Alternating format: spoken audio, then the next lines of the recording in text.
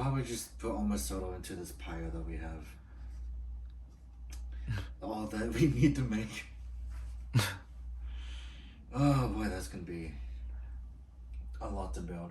How long do you think it's gonna be? Like an hour? No, it'll be 5 hours at best. That is true. Cause it's like so many now. Do we have to do all this in one sitting? I wasn't thinking about I wasn't thinking of doing that. Because I was like, that's kind of too much. It really is. Because this is the true definition of solo crazy. I'm coining that. I'm still coining that. Yeah. Anyways. But yeah, I think it was funny because yesterday I just recorded something. It was a failure, yeah. And when PowerRider edits, he'll see how much of a a nightmare it was. But yeah, in the end, I think the only thing I got out of it was like the biggest thing I got out of it was the gaming driver. Yeah. Despite the fact that I was just like, do I really want it? I wasn't really thinking about wanting anything really. But then there was like Storios. I'm like, articulated cape, here we come. And now we just need Solomon. Yeah. Which is weird. Because Storios came before Solomon and it's the weirdest thing ever. Yeah. Because they were like, oh yeah, you guys are gonna have to wait for Solomon, then there's Stronius, and it's like, wait, why you guys made him, then why do we have to wait on Solomon? And it's like, it's not that hard, just switch the head out of someone use the same body as Storius, but switch the head. No, they're gonna have to remold Solomon. Yeah. Because they're like, we gotta get him exact. Yeah, it's almost unfortunate, but it's like, whatever. It is what it is. I kind of forgot that you got Lone Wolf and Civil, and Justice Civil.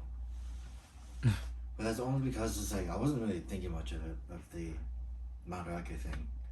Because I just got distracted by my giant beanbag cushion that came in today. God, that thing was huge. It's like, I see images of it, right? Yeah. And they go like, oh my god, it's so huge. And then I'm like, I think you saw my tweet. I'm just like, so this came in. Where do I put it? Oh, what am I supposed to do with it? What am I supposed? And I realized that face is legitimately just laughing at you saying, what are you going to do about me? You have nowhere to put me. I realized it's that face. And I was like, oh, dang it. It's right. Oh, yeah. Jesus, these are a lot of boxes. Yeah, because technically I couldn't throw them out in recycling because it was already full. So it's like, yep, another 2 weeks. Yeah. I see your line of red books too, so I'm like, yep. Still, Tatagami Honju Senki, the most confusing book I've ever worked with. Literally, because like I think I was messing with it last night, and I was trying to figure out how to do the finish on there, and I just did the standby. I was like, how do you do this? Without watching a video. I was like, how do you do this? I didn't even watch a video afterwards. I'm just like, okay, whatever. I'm going back to my sword. I mean, it's cool. And I liked how the spinning gimmick works, but it's so confusing to work with when you don't know what you're doing. But yeah, I also realized that Blade's like two big red books had levers. Yeah. I just kind of realized that now. Why did it take me so long? Oh my god. But I didn't really care because I have the Jikokuken Kaiji, and I'm actually pretty happy with that. It's the biggest sword in our collection. Scarily enough. No. What's the bigger one? Like, technically, that isn't, like, technically in general, like, I will say it's probably the Beast X, Beast X Saber. Oh yeah, the one that spins in a weird way. No, that's the Beast X King Oh. sword. Oh, I see. The- I actually remember what you're talking about now. But then technically, I guess if you want to say the longest thing we have, it's technically the Taiken mode or the DJ gun with the Dai Maru. I mean, it's Saber. But yeah, I think the scale is pretty funny. As they try to hold this thing as a spear, right? Yeah. But then it's like, it's so weird. I have to just hold a handle instead. But yeah. And I don't even know. I don't know. I feel like that thing's. I don't remember the comparisons. But I don't remember if that thing's like similarly sized to the Gekido. I actually don't know. I feel like it's like almost the same I length. feel like the Gekido is like just wider, but actually like the width is like wider. But no, it's really thin. I think it's probably just like an inch or two taller. Yeah. I mean, like, it wouldn't be bad to connect the other Seikens. Yeah, I was gonna say you're gonna have to pick up the Gekido and Hayate because you got the gamer drivers. Wait, why? And just because. Is it because I keep on saying that I want them? Yeah. Yeah. But it's like, I don't know. I really don't know at this point because I'm like, it's something. And I'm probably not gonna like go and like get them right away because it's like slow. This is like one of those slow burns, and we got pre-orders that have to pay for it still. Well, I mean, like, I guess either before the end of the year or just whenever we could. Like, it's like Drive. I rather just treat it like that. We'll finish it when we can. Or like what we've been doing with Summon Ride. Yeah, I still need to look back on that listing. Yeah, because Summon Ride is one of the harder things to do. Because I was like, because I don't have anything like bombastic I want to get off of a buy like that I need to get, but besides like the church stuff that got canceled on us, so it's like. And it's not like what I did, where I bought so much Soto off of buy. I'm not doing that again. I learned my lesson. Because it was cheap, but... No, it wasn't. I mean, the Soto in general, they were sort of cheap. No, they were $15 to $25 a piece. Yeah, but to me, they were cheap. Because I'm the one paying for it all. It doesn't matter. I'm just gonna go look through these Soto things again. Because it's like, it's so crazy. Why'd I buy this much? That's what I hate myself now. But yeah. And then we still have to pre-order Soul Chronicler Yuki 3. Yeah. That's the only video though. But pre-ordering?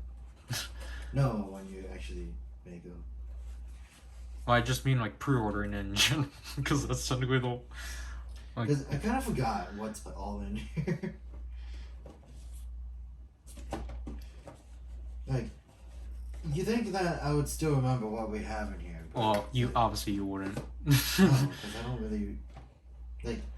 If this thing's been like laying around for a while, it's like obviously I'll forget about it. It was like, I know that we decided when to do this thing, but it's just the fact that I forgot what's all here for the majority of it. This is gonna be a fun day. That's gonna be a fun day to work with. And then a possibility of me trying to find Zenkai Jio. Like, that's not gonna be that hard. It really isn't. But the pricing, that's gonna be a problem. It was literally $15 on Mandarake. Really? Isn't it a store that we didn't buy from? Oh, I mean, it was sold out. Yeah. Because it was in Complex. And then I'm probably waiting for the Zenyoku Zenkai Eagle for that thing to be announced. Because I would like to buy that just so that I could have everyone in one area. Yeah. But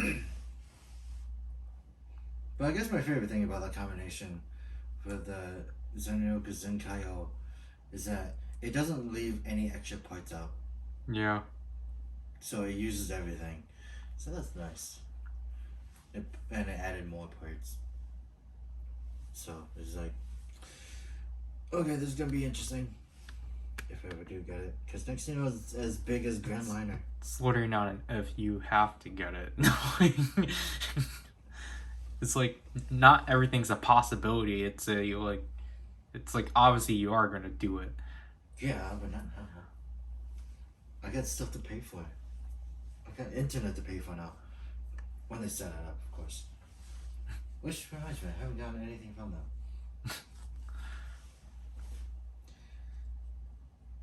Oh boy. I was just looking at like that. This is like by far the smallest thing, like the smallest we've had in a while. Yeah, it's just because we had to. Well, technically, it's just because I didn't like.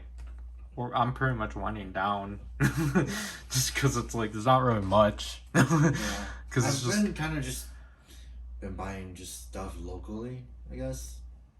Because like there have been some things I found. I found a Mars converter. yeah. I'm like, okay, like my thought process was like I was just trying to find Transformers because I've been buying a lot of that recently.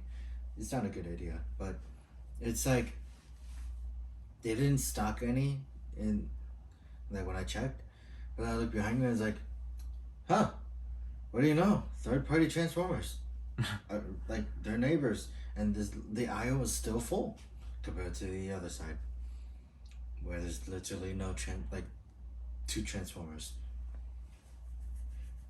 And I was like, let's go for one. Because I was expecting it to break. Turns out I was wrong.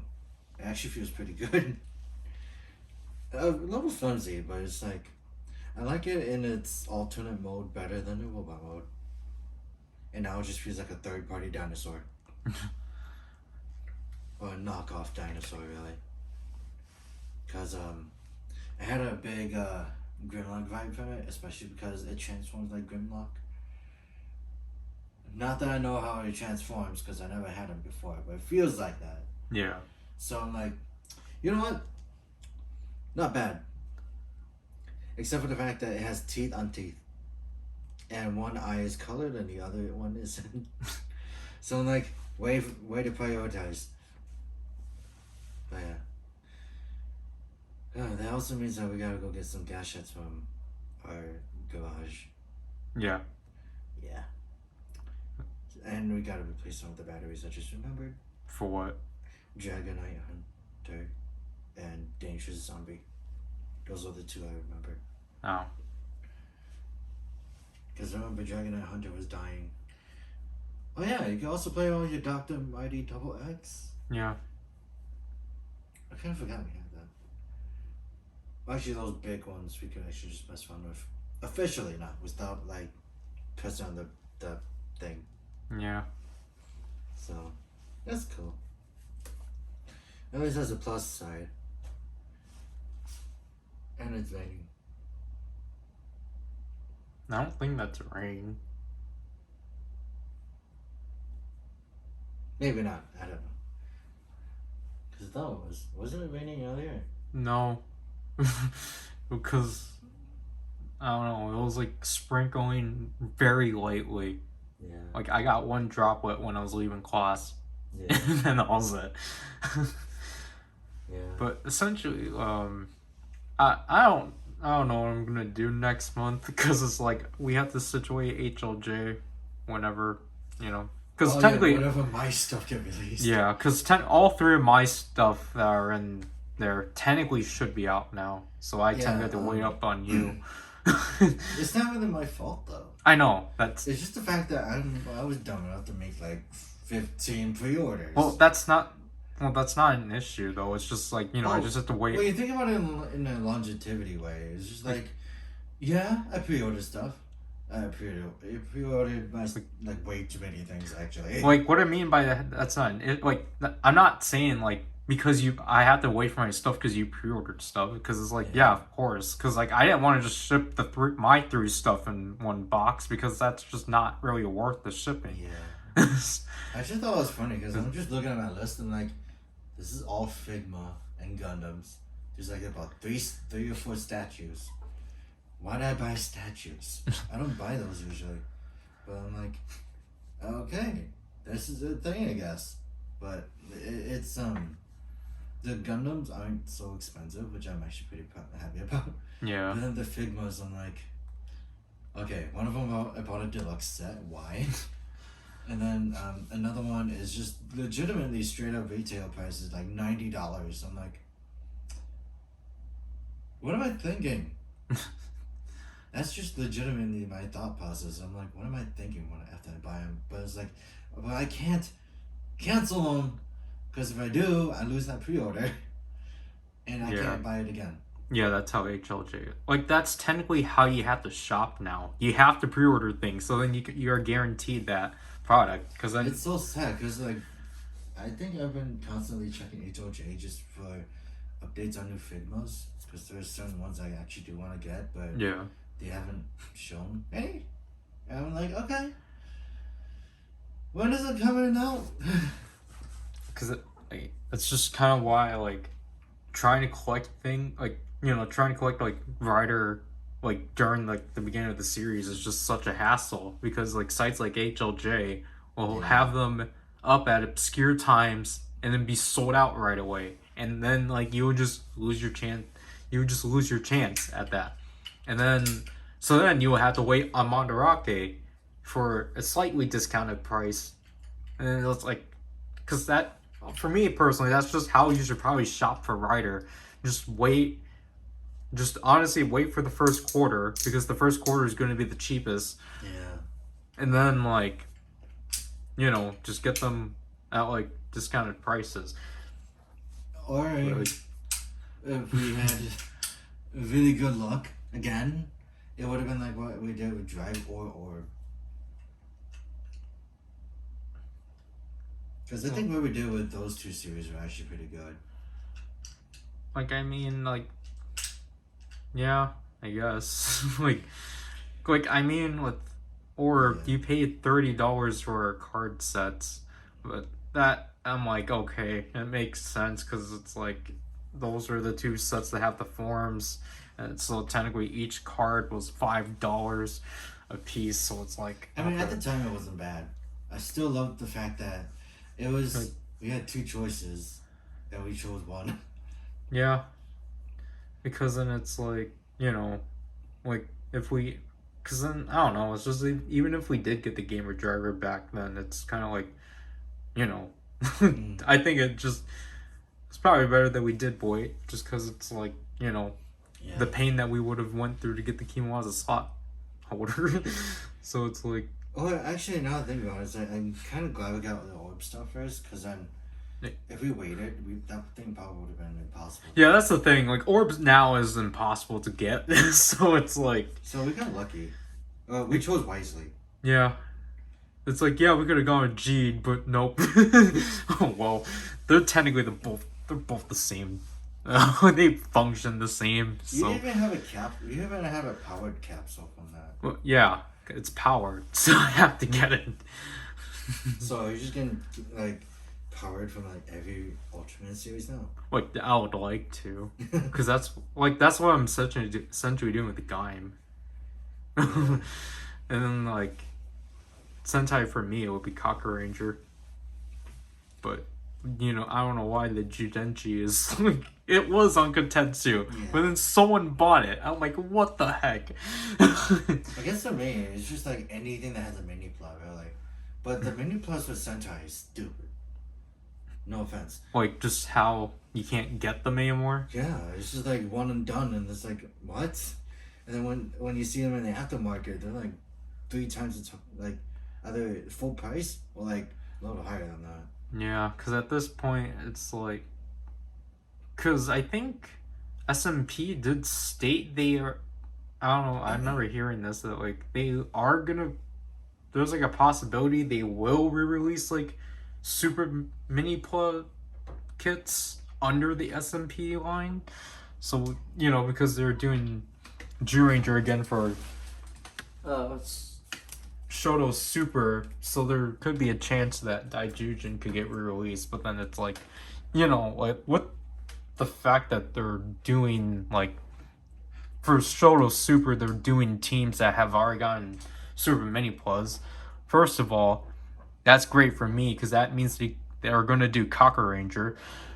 And then it's like, it's also like, oh yeah, does this mean that, like, they will actually release these, like, the mechs and such? Like, very unlikely, but it's like... I mean, like, if they do the Kaku and Dai Shogun and everything else again, yeah, I'm pretty sure you're just going to be telling me to jump on it. Like, yeah. Because, it's like, I do like those too. Because, like, who doesn't, actually? Yeah, I thought it was interesting. Kaku Ranger started out with a giant robot that looked like made it look like it was supposed to be the second robot.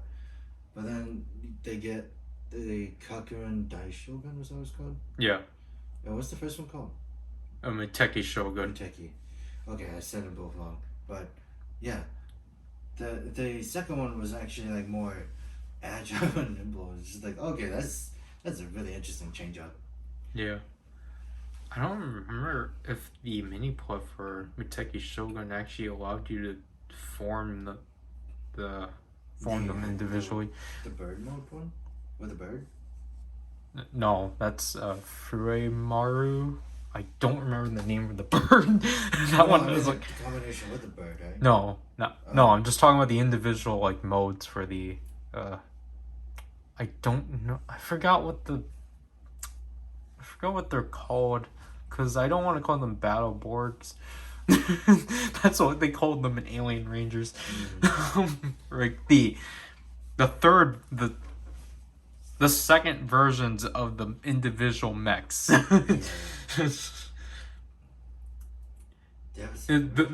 called I'm talking about, they're called the Juso Fighters. But like, I don't remember like the actual like individual modes before Miteki Shogun. Yeah. Like the statues. Oh no, I don't know those then. Yeah, I don't know I don't remember the names of those, but then like I only know the Juso Fighters. What I'm expecting though, I want them to do the Orange Robo, only because of the old blocker. Oh yeah, like yeah, it would be cool if they actually went to O Ranger after Gal Ranger. Cause like that has so much potential to be a mini plot. No kidding, and I would definitely like I don't know why, but I definitely go for the old blocker. Yeah, cause like O Ranger is like mechs, like at least like like O Ranger Robo and like O Blocker. Those would be like two I would like.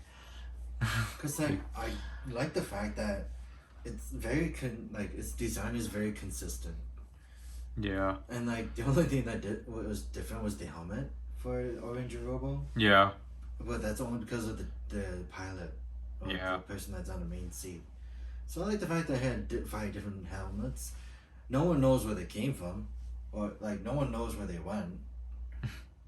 It just kind of like goes on there. One of them was a tank head too. Yeah. So I thought that was funny. Cause I always just thought like, like back then, it's just like I always thought like the Zeo Megazord was just pretty interesting just because of its components. Cause it's like okay, yeah, like red, blue, green, yeah, they're animals, but then like pink and yellow, they're just like towers. They're like Dalek Tower-esque things. Towers.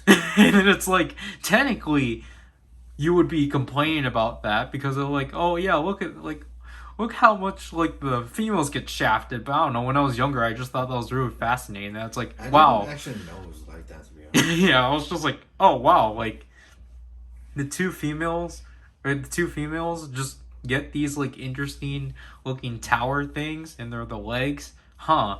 Actually, you know what I think is funny? The fact that they're being pulled by men. When you think about it in a feminist way, it's just like, yeah. But no, we're not going to talk about that. Anyways. Bow below me. What was another one? I think like Hurricane Joe would have been a nice one too. Yeah. It Like, kind of I'm depends. still not too familiar with Hurricane's mechs, but. I still like the Like, main mech, but then like the names are so very confusing. Simpujin. Simpujin is the main one, and then the I don't know. Go. I know. I was gonna say Go Raijin, but that's Yeah. not it. I have my phone here. I want to look it up. Simpujin's really the only memorable one. Actually, the unfortunate thing is that the reason why I remember Simpujin is because I remember Simpujin's thing.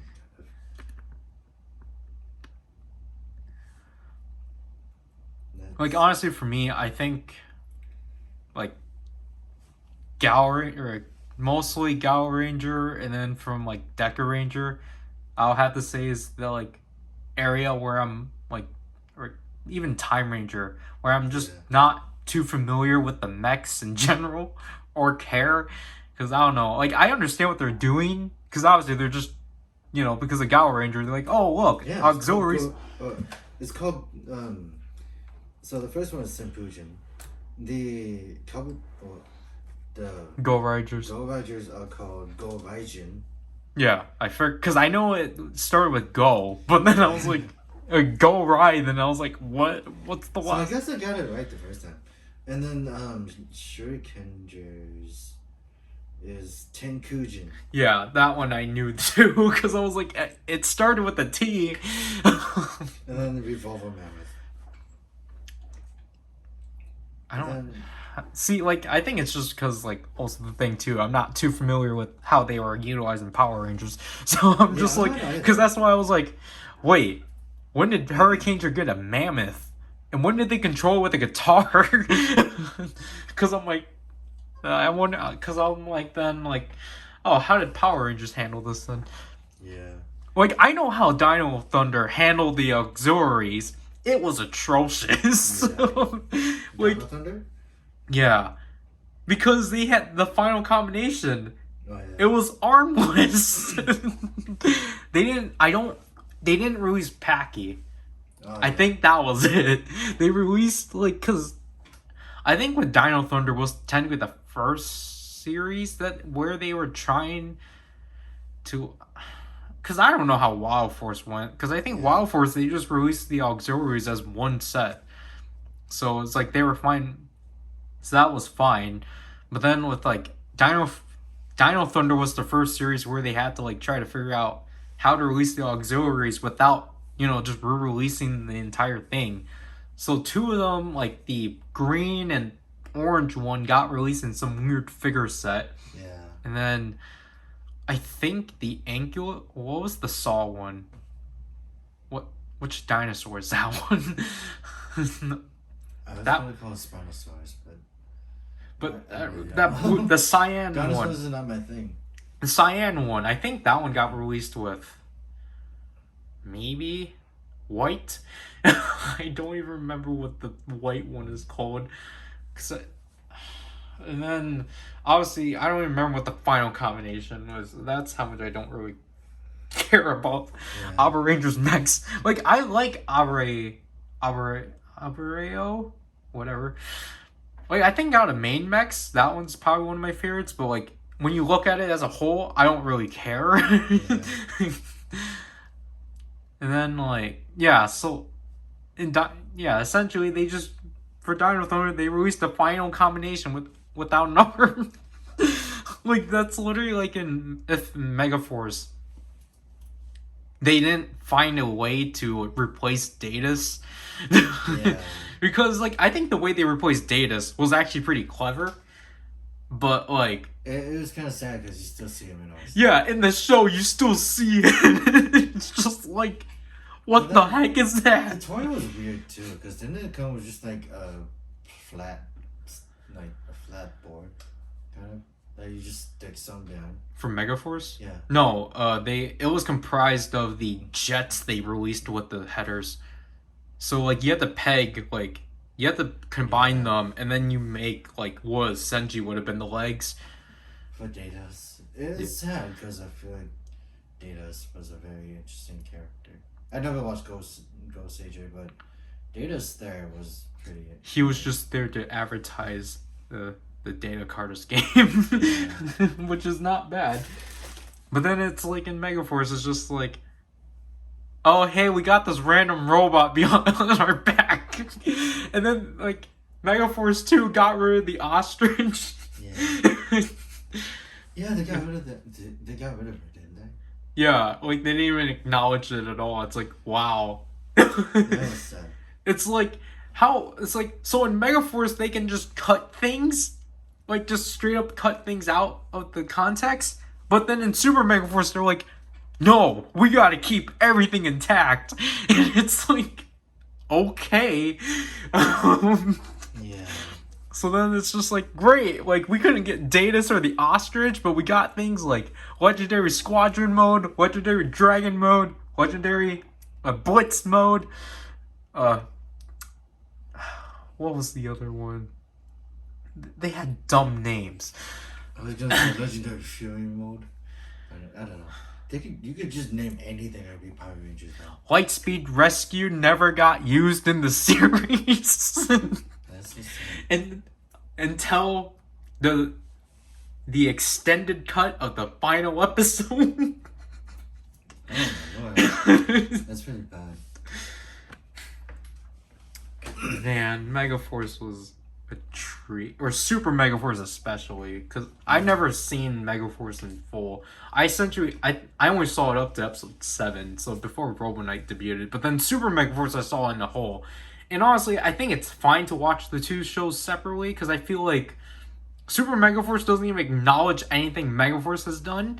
With character-wise. Because the characters are still really stale. Because, you know, they refuse to allow the characters to develop. Yeah. And then, like, you know, there are, like, the 2 episodes that they're, like, oh, hey, we gotta use Ghost Sager footage. So it's, like... Yeah. It's so jarring, because it's, like, they're just acting like everything's fine. It's, like, you guys just lost access to, like, to your grand power. And, like, I think this is also... Because, like, back then I was like, oh, yeah, like, it's cool that, like, you know... that the Ghost Sagers are transforming into the Go-Kaigers, but, like, when you actually view it and, like, when you actually, like, think about it critically, it's like, this doesn't make sense at all. Yeah. Because that's literally, like, in, because at least with the, like, Season 3 of MMPR, they didn't make it so, like, when they got the ninja powers, they were just, like, they just, like, straight up ignore... Like, essentially, it's like in Season 3, if they never lost the, like, Dino coins, but they still got the Ninja coins. So they have the 2 coins coexisting, essentially. Like, at least... Like, you know, obviously in MMPR, like, or in Season 3, they destroyed the original power coins and such. So in, like, Megaforce, obviously because the original powers were never destroyed, it's just, like... It's kind of wasted. Yeah, it's just wasted because it's like cool. It's like cool. We get to see original footage of, you know, of the Ghost Sagers transforming into Go-Kaigers, but then it's just like, this doesn't make sense because like you guys still have this. Because like the issue is that both, I guess, the Mega Mode, you have to call it, and then the Super Mega Mode powers. They're conflicting because they're essentially at the same power, like power wise, they're the same.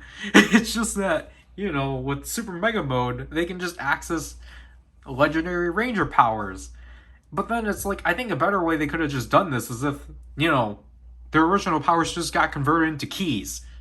That could have solved stuff. Yeah, but this is like Megaforce, and they already did what they did, and I don't really know why they did what they did. Because, like, I didn't really need to see the series to see. I just saw a lot of people's reactions, like, yeah, don't watch this. I'm like, yeah, that's kind of a bad way to treat an anniversary, though. Yep. Actually, that's a really bad way to botch Go-Kaiger. Exactly, that was like also the thing too, because it's like it's just a botched down version of Go-Kaiger. And Go-Kaiger that's like did better. Because it's just like, or it's, like that's like another layer of the fact that like Gokaiger got botched essentially, because it's like, because obviously it's just like Super Megaforce. They literally weren't even trying to make their own show. They were literally just trying to Americanize Gokaiger But they didn't without the really. context. Like, And, like, I think what made Gokaiger like what it is because like there goes the shot riser. yeah, that always falls. I know, but it's like Gokaiger has its own standing because it's still traditional, like somewhat faithful to the series with like a whole bunch of like characters from One Piece. That's what I'm gonna say. Yeah. But it's still held on its own because it's like people knew what the heck they were doing. But then you get the writing for Megaforce and it's still kind of odd. Because like the thing is that like Megaforce was just simply trying to be a homage to MMPR, which isn't bad, but It like just could have been better. yeah, that's the thing with Megaforce. It's just kind of like it's not great, but it's not as like bad as Super Megaforce, where it wasn't even trying to be its own thing anymore. Like at least Megaforce was like, yeah, we're homaging MMPR and we're just being really basic, but it's like that's not bad. And then it's like It's not as soulless as Super Megaforce. yeah.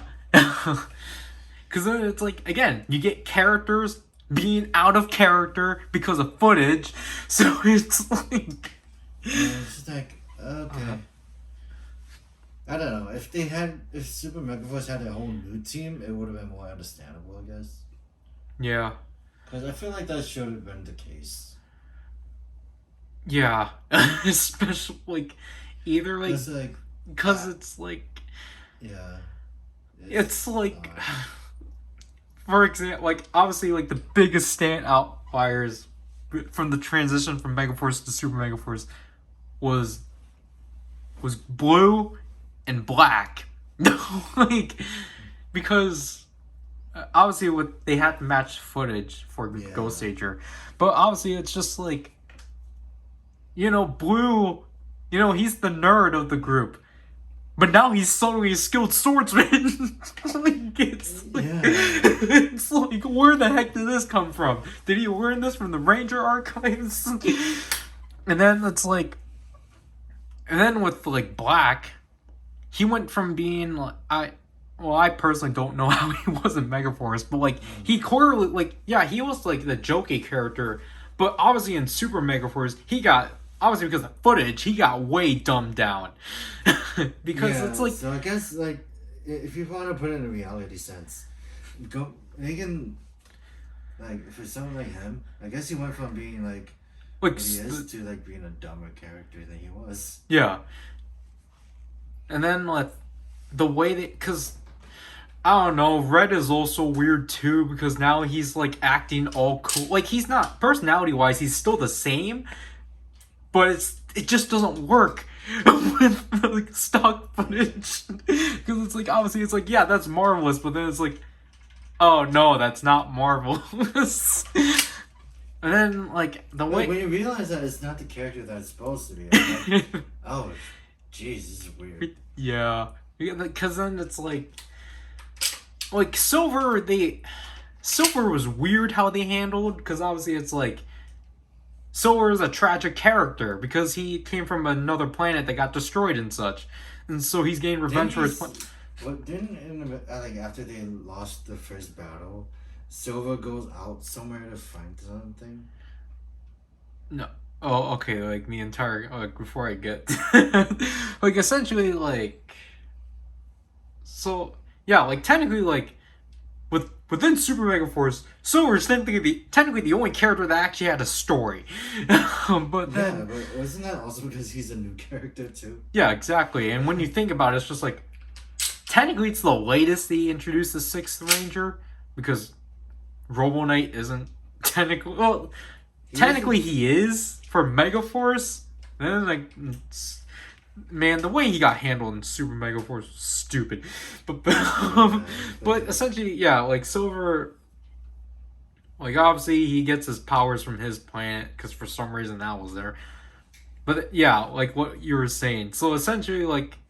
within the second to last episode because they're like, "Oh yeah, we defeated the invasion," and like so Silver's like, "Okay, guys, it seems like the invasion is over, so I'm just gonna head back to my planet and see how it is and such." And they're like, "Oh, okay," and such.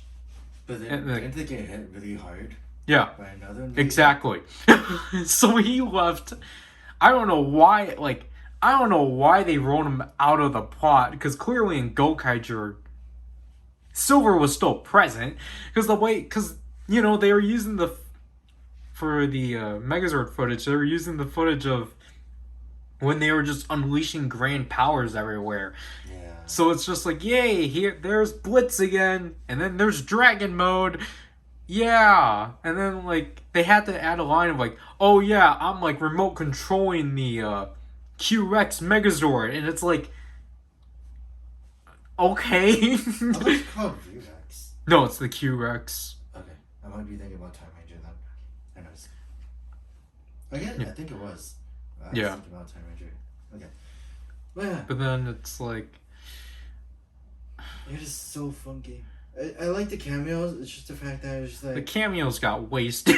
Yeah. Because I understand that they wanted to just bring as much people as they can for the final episode, but honestly, at the same time too, it's like to make the tributes more meaningful. It would have been so much more if they actually brought in at least one person that wasn't going to be present within the final episode within that tribute. Because then it's just you get the Wild Force tribute where they're pronouncing names wrong and just pronouncing names wrong, and they've already they transformed to Wild Force twice. So when they actually when they use the stock footage, it's just not meaningful. Yeah. And then I just remembered that the Magic Ranger technically what the Magic Ranger or Deca Ranger tributes, those just got utilized as filler episodes because they're oh, now it's because Ghost is oh yeah guys, you guys have now gained the power of or got the main or grand power of SPD, and it's how they didn't do anything. It's kind of dumb. Then you get Gokaiger where the members actually did get arrested. And it had the characters from there too, two of the characters, and the best one that still sticks around is Doggy Kruger. Out of everyone else, it's Doggy Kruger's always showing up. Cause the thing too with Super Mega Force is I think at least someone from Mystic Force was the voices for some monsters, but they didn't bother getting him back. It's what was the voice guy? Who's the voice actor? Which one was he? He was Yellow. Yellow's still around? Yeah. Jesus. But then so he came back in the show to voice monsters, but not to be his character with the jungle. Like I said, I think that Jungle Fever arc really only happened because Red's actor was one of the main writers for Super Mega Force, so he was probably oh yeah, might as well just write my own tribute, which is why it's one of the most faithful tributes to the show. Especially because it's someone that worked in there. Basically, yeah, they worked in there, so it's why not? Yeah, and then the Samurai tribute was fine because it's oh yeah, of course that's gonna happen. Yeah, because it was the series before. Yeah, and then it's just then you get Wild Force. It's just what the hell okay. is this? And then RPM is baffling because they're oh look, look at Corinth. They're look at that Zord. It's running wild, and it's when was Corinth just street lights in roads? And why? Wasn't that what was supposed to be post-apocalyptic? I feel the camera that did a Samurai was way better. Yeah, exactly. The Samurai crossover was more They explained why he was always in the Ranger suit. It was yeah, it's because the air is too pure and he can't breathe it. It's what? Yeah, because they're essentially because it's yeah, we can't get the actor because he's under a union. So but it's they still get him by voice? Yeah, he they got him by voice and he had to be credited under a different name. But like that's even cool that they actually got him back, because they actually changed his story. They made it was still faithful to the story, to be honest. Yeah, because like I know, because the thing, like obviously with most people were saying with like the Saban era is like, oh yeah, they're just trying to like erase the Disney era and such. But then it's like you look at Clash of the Red Rangers, it's like, wow, they're actually pretty faithful, like for the most part to RPM. It's like, yeah, it sucks that they didn't bother asking anyone else to come back, but it's like, for what they did, it was like pretty neat. Yeah. And then it's just like in Super Mega Force, yeah, the main villain of Clash of the Red Rangers came back, but then it's just like as an RPM tribute, it didn't even feel like one, because they were just essentially just like, okay, we need the actors to react to the stock footage, so then we can just get to the stock footage. That's the issue with Super Mega Force. There's not enough originality to it. They're just like.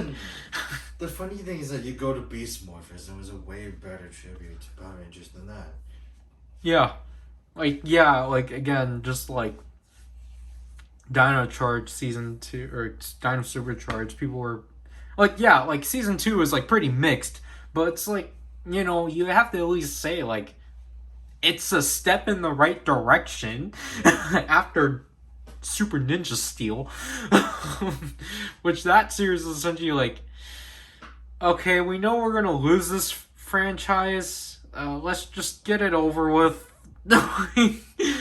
Like Super Ninja. They throw the towel in too early. Like, well, okay, I'll say this. That's more the toy line than like the show itself, because the show itself was just kind of like, what am I doing here? It's the 25th anniversary.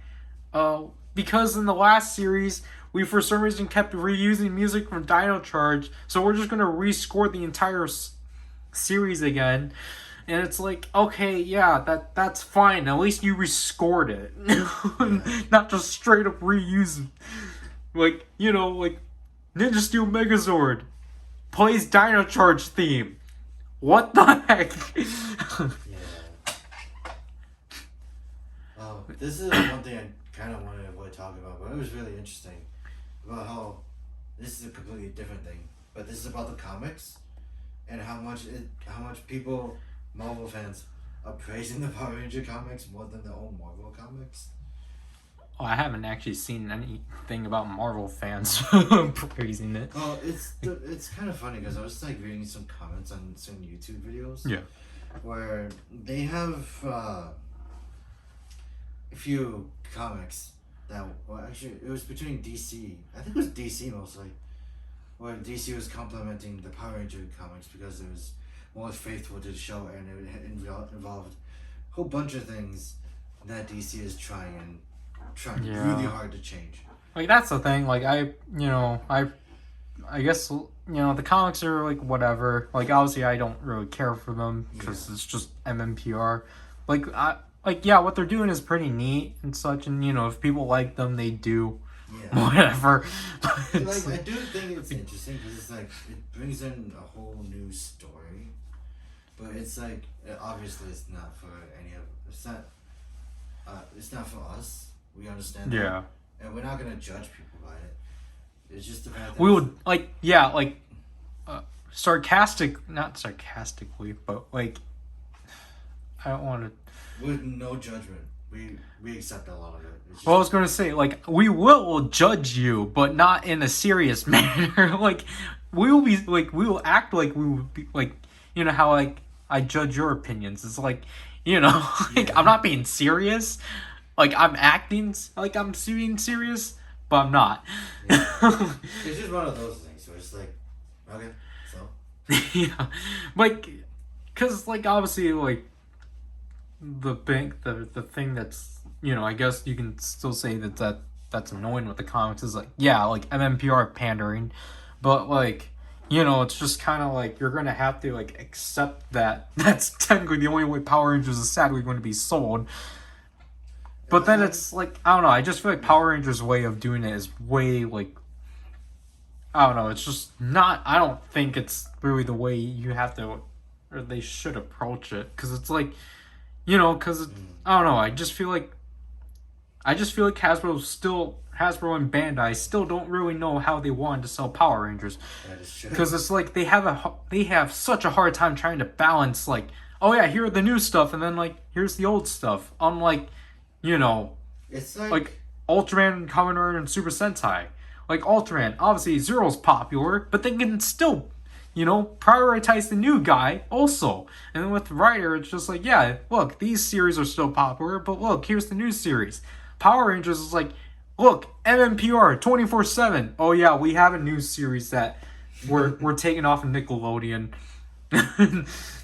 Well, like, that's the sad thing too. It's like the people that do Ultraman, Kamen Rider, and Sentai actually know, like, people love the franchise. Yeah, they like the franchise, not the one series. Not the one series that started. It's like what happened if every Rider series was just Ichigo. Or just like Or Black. Deno. Yeah. Just or Deno Black. Or X8. Even it's just like, oh yeah, at this point, it's just like, imagine after Build, they did like a X8 movie every year. Or just something like that. Like X8 effect. Content. Yeah, the Deno effect. You're going to get annoyed by it. And then by the time it's gone and you actually see it again, it's like, oh, I missed this series. Yeah, exactly. But then, like, I just feel like that's like Hasbro's, or that's technically the issue with Power Rangers. Is like, people will say, oh yeah, I do like Power Rangers. It's like, do you actually like the franchise? Or do you just only like MMPR? He's like, oh, I don't like MMPR. He's like, well, screw you then. Goodbye. He's like, goodbye. It's like, what's wrong with you? It's like, you don't like the new stuff. It's like, but the new stuff is stupid. It's like, but the old one is stupid too. Yeah. See, like, I find it funny with Power Rangers. You can't really say, like, oh yeah, I don't like the new stuff because they're, like, just trying to sell toys. Because it's like, honestly, I don't really think Power Rangers honestly does that. Like, I don't think it's in your face. Because I feel like when it does that, obviously it's because of the footage. But, like, Power Rangers itself isn't trying to sell the toys. It's trying to sell the story. No, not even that. It's just exists. It's trying to tell a moral. Like, here's the lesson of the day. But even, like, yeah, obviously Dino Fury's dropped that, obviously. But, like, like, with the Saban eras, or the Saban brands, the Neo Saban era, it was essentially like, here's the lesson for the day. Here, in this legendary crossover, we're going to teach the Red Ranger how to trust his team. And how you know they did a better job at that? Say Zryken. Because you know why? They have like interjections at the end of the episode. It was just like, hey kids, remember to say thank you every time you get a present. And then like the characters get like a present that just beamed up from a ship or something, and they say thank you. And like the actual meaningful stuff. Yeah. Not just like, being like Beast Morphers in like the conclusion of the 5-part crossover. And it's like, at the last episode, Red's just like, I want to go to this gaming convention more than this very important mission.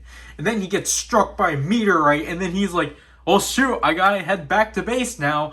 And then he's like, oh shoot, it turns out this thing came from the morphing grid. Or no, I gotta go to the morphing grid, so then we can somehow summon Jason, and then they will become the Tyrannosaurus power coin again. And like, I learned my lesson, and it's like, yeah, what was that? What kind of lesson was it? I honestly forgot what the moral of that episode was, but just the fact they added a moral in that, it's just like, this is a crossover. You don't need a moral.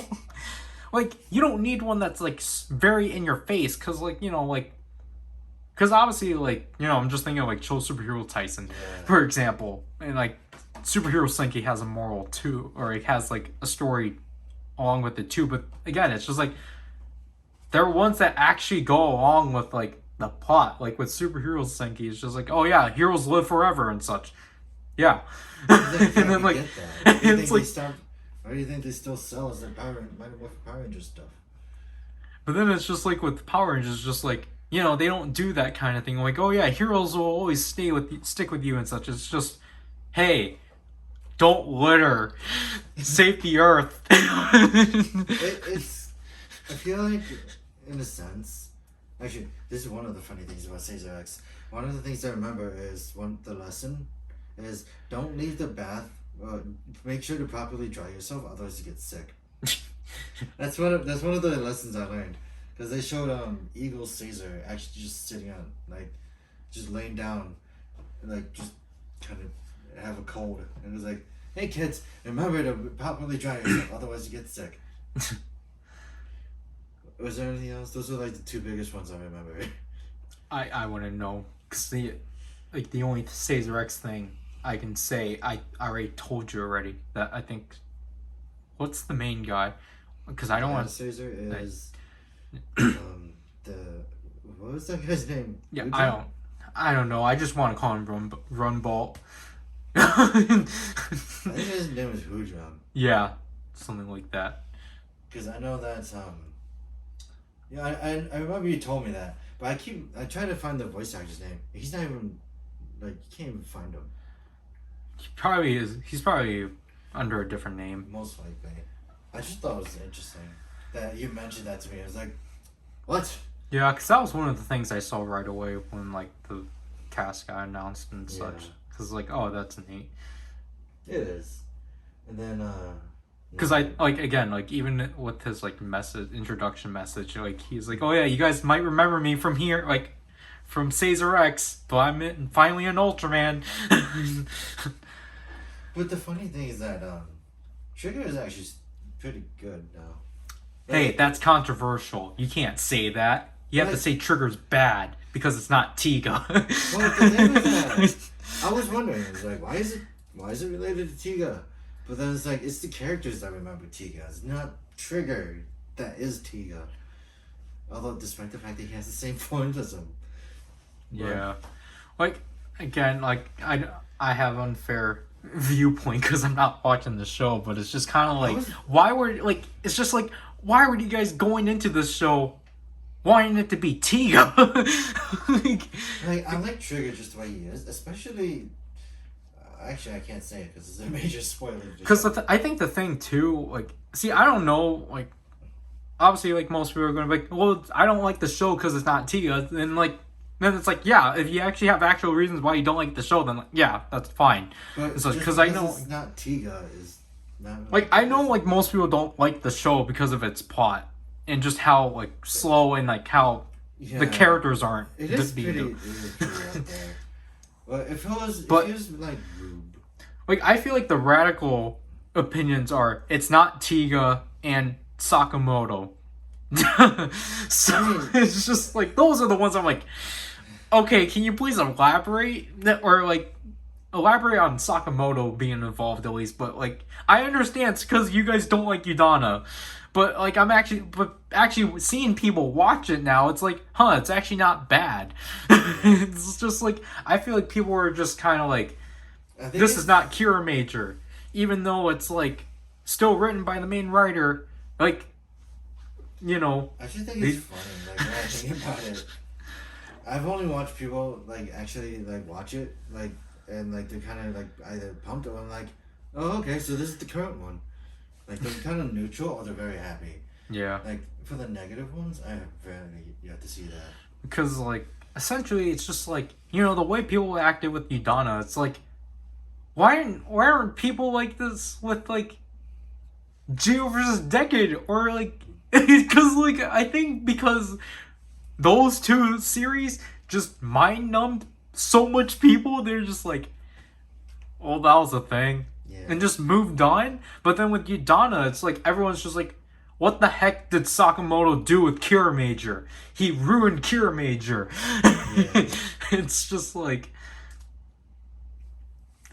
I guess because again, Geo versus Decade didn't ruin anything Geo established. It essentially just embellished the messiness of the two series. I just saw that they released images of the Terra genome and the Jackal genome. It's the bike and the skateboard. Yeah, I was surprised that was going to be the next set because it's and it's $41. Like, yeah, because the other set was also that same price. Yeah.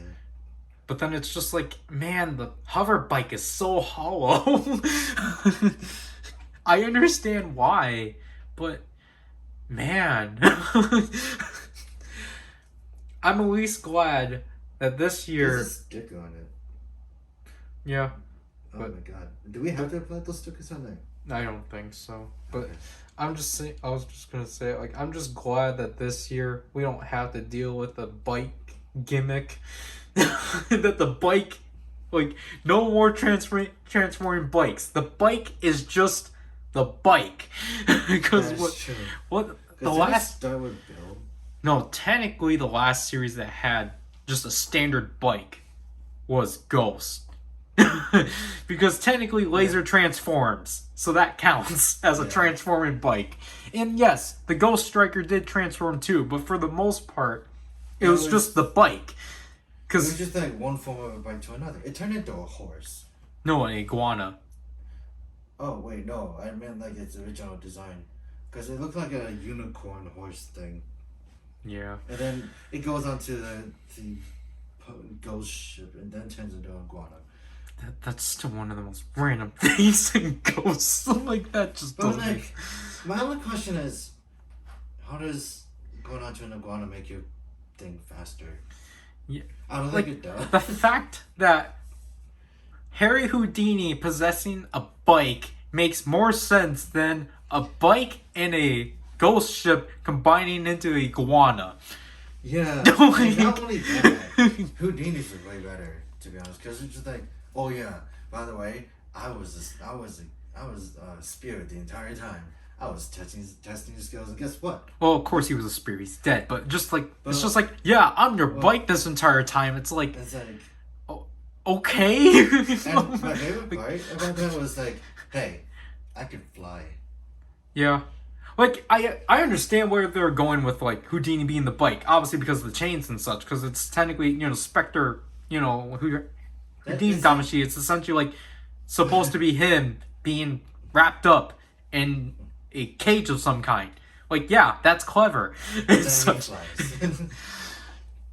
think it was funny, though, because, like, later in the show, doesn't Ghost actually drive that? Yeah, because he's like, I need to respect Makoto's wishes and such. Yeah, because didn't he disappear? Yeah, he died for the second... He disappeared for the second time in the series. Yeah, isn't that when Grateful debuted? Yeah, because that's when technically his, like, whatever, like...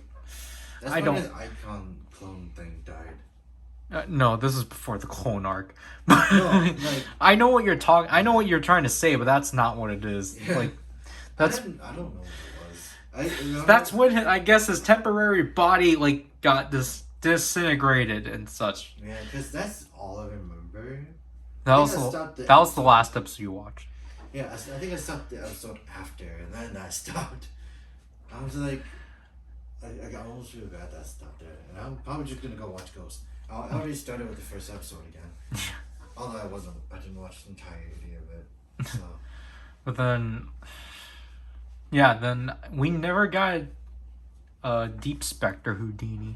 Because I was like, wait, then what did happen after Tokon Houdini? But then it's like, yeah, that was it. And then it's like, obviously at that point that they just dropped the logic of how the horns are supposed to be treated, because they were just like, oh shoot, the ghost change figures don't do it, I guess we're not going to do it either. Well, it looks like Gamba is going to be the only thing accurate. That's kind of the hard thing to do, though, too. Because I would have understood if they had to do something like rip off the horn from from the original forehead to like another. Yeah. Or like a different faceplate at least. Yeah. Or like Houdini, or like between Ghost and Spectre. So, but I feel like that's just going to be even more money. Because again, at that point, most likely they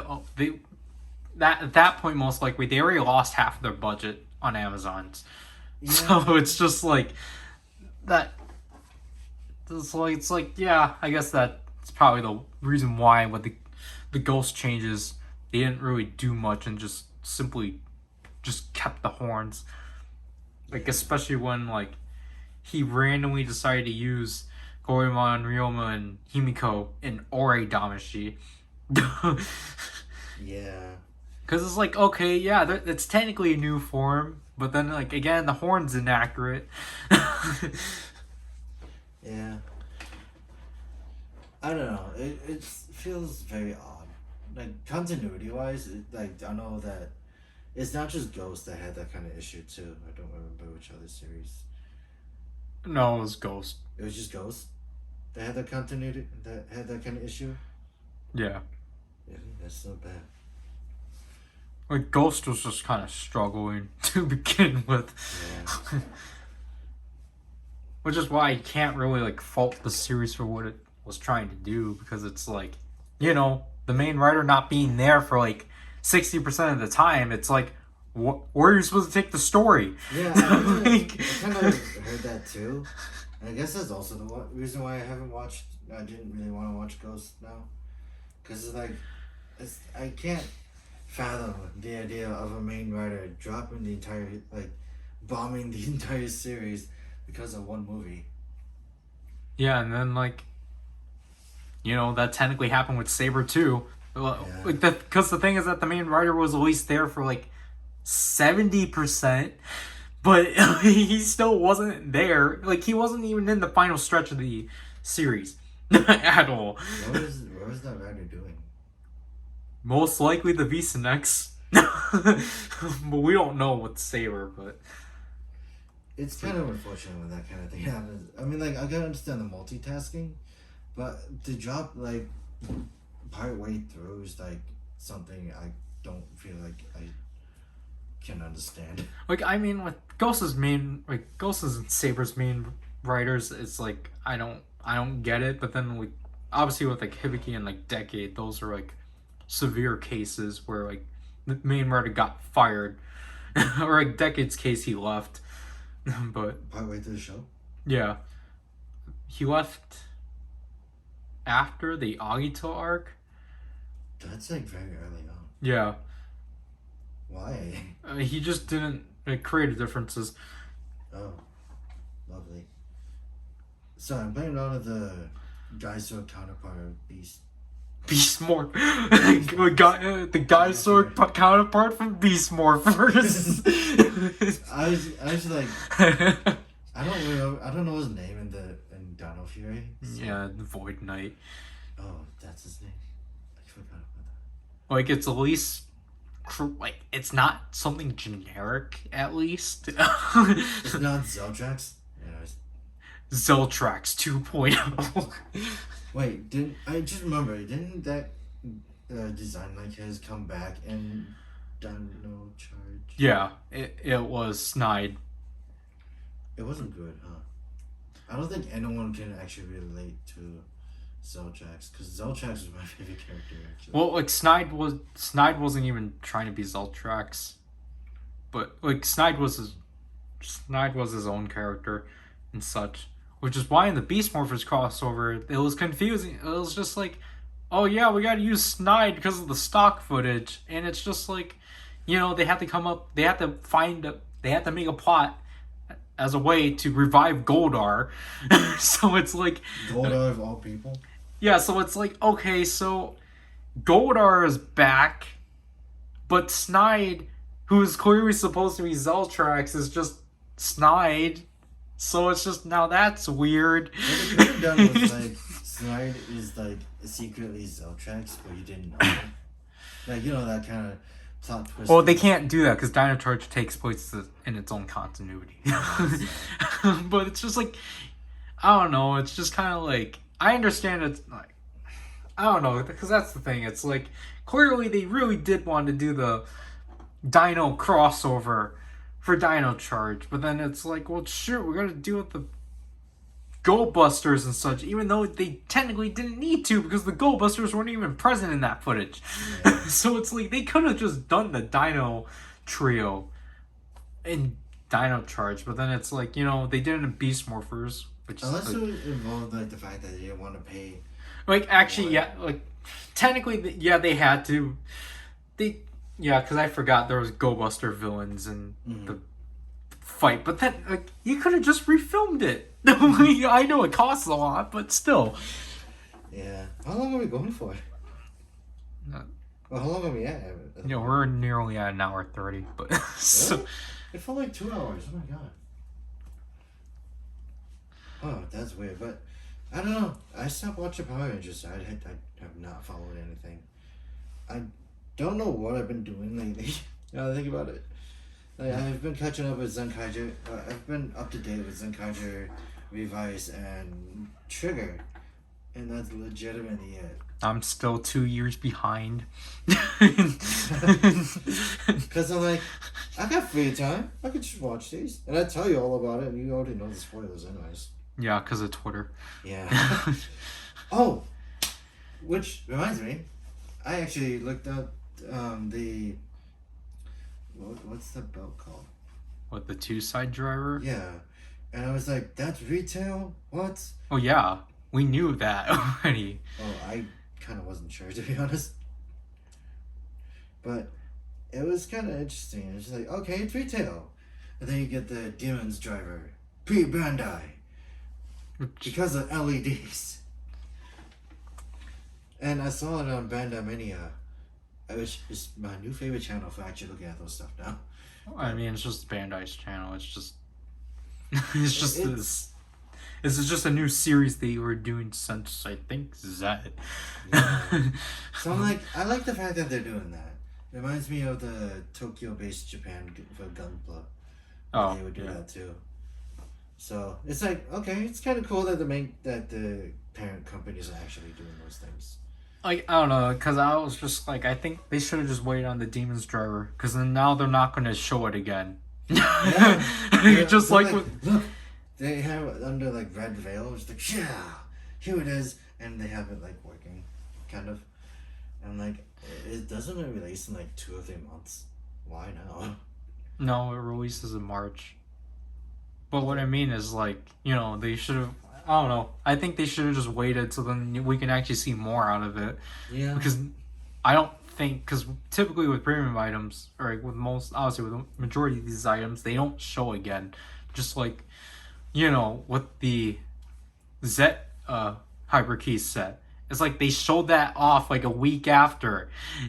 When they showed... Didn't they have like a large collection of Hyper Keys that they did? Yeah, you're thinking of the recent one. Yeah. One of the recent ones. But I mean, like, with the Zet one, it's just kind of like... What? Like, yeah, cool, you guys are showing it, but it's like...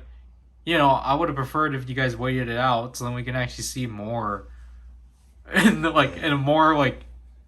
I don't want to say stable development, because it is stable, but I mean, like... In a more pristine condition. Well, like if it's at its peak, like, close to being released, I guess. I'd rather prefer, like, at least 2 months before. Because, like, that's the thing with Memorial Edition of the Pirates. Like, because that thing, too, I'm still, like... There's still a lot more you guys have to show. Mm-hmm. But other than that, it's just... I don't know. And then, like, some items, it's just weird they don't show off. Yeah, so... Speaking about those things, too... we could probably just talk about lives form. Yeah, it doesn't. It's like I understand what they're trying to do, but it's like it doesn't. I guess in a way, the funny thing about it is that it doesn't look like a bat; it looks like a butterfly. Because I get where they're going with the live, because it's like supposed to be the bat, like spreading its wings and everything. Yeah, but then it's just like. I would have just preferred it was a completely different undersuit at least, because like it's clashing with the green. The green is just like the green just doesn't really work, and I don't know, his helmet just It's good. I don't think it's bad. Like, to people have their own merits. I do kind of like the fact that it is a gun really, but I guess my only confusion about it is that it's that thing again where it's like they fold in it's like the Gashikon Magnum, where it's like you see the hinge, but they go like, oh yeah, that's the barrel of the gun. Really? I was like, really? Yep. Because that makes sense. Because despite the fact that I like the design for the Gashicon Magnum, that kind of design, I'm like, Like, what? well, I think with the Magnum they justify that it shoots from like it shoots coins Yeah, or something like that. But then, like, for the Levi's thing, I kind of think it's just like a flat end right next to a hinge, and it's like an image of a bell, or like a mold part of a bell. So, but I'm just gonna say, final villain, George, done. and he's I want to see he'll either him or Sakura or quarter two riders. Yeah. But like you know, like I was not actually expecting to actually be intrigued with the two side driver, because when I were like you know when we were getting the rumors about it, I was just like whatever, like. But then it's just like I do like his design because it's like it's very unique. Yeah. But, it's Jingle too. The standby is just like this is one of the most catchiest standbys we've gotten in a while. And it's like it kind of it's so like ominous, but at the same like it's because like I don't know, it's like it's trying to be threatening, but it's like you're not threatening with eeny miny mo. Yeah, I think it's funny because it's like if it's like two people, like if it's against like two enemies, it'd be like what Alpha did. He was just like pointing out which one should fight. It's that one. It's kind of like that. It now reminds me of that. I don't know why, but it's interesting because I guess in terms of that, of like Daichi's split personality now, it is like basically picking a side. And what if it was like a random Russian roulette thing?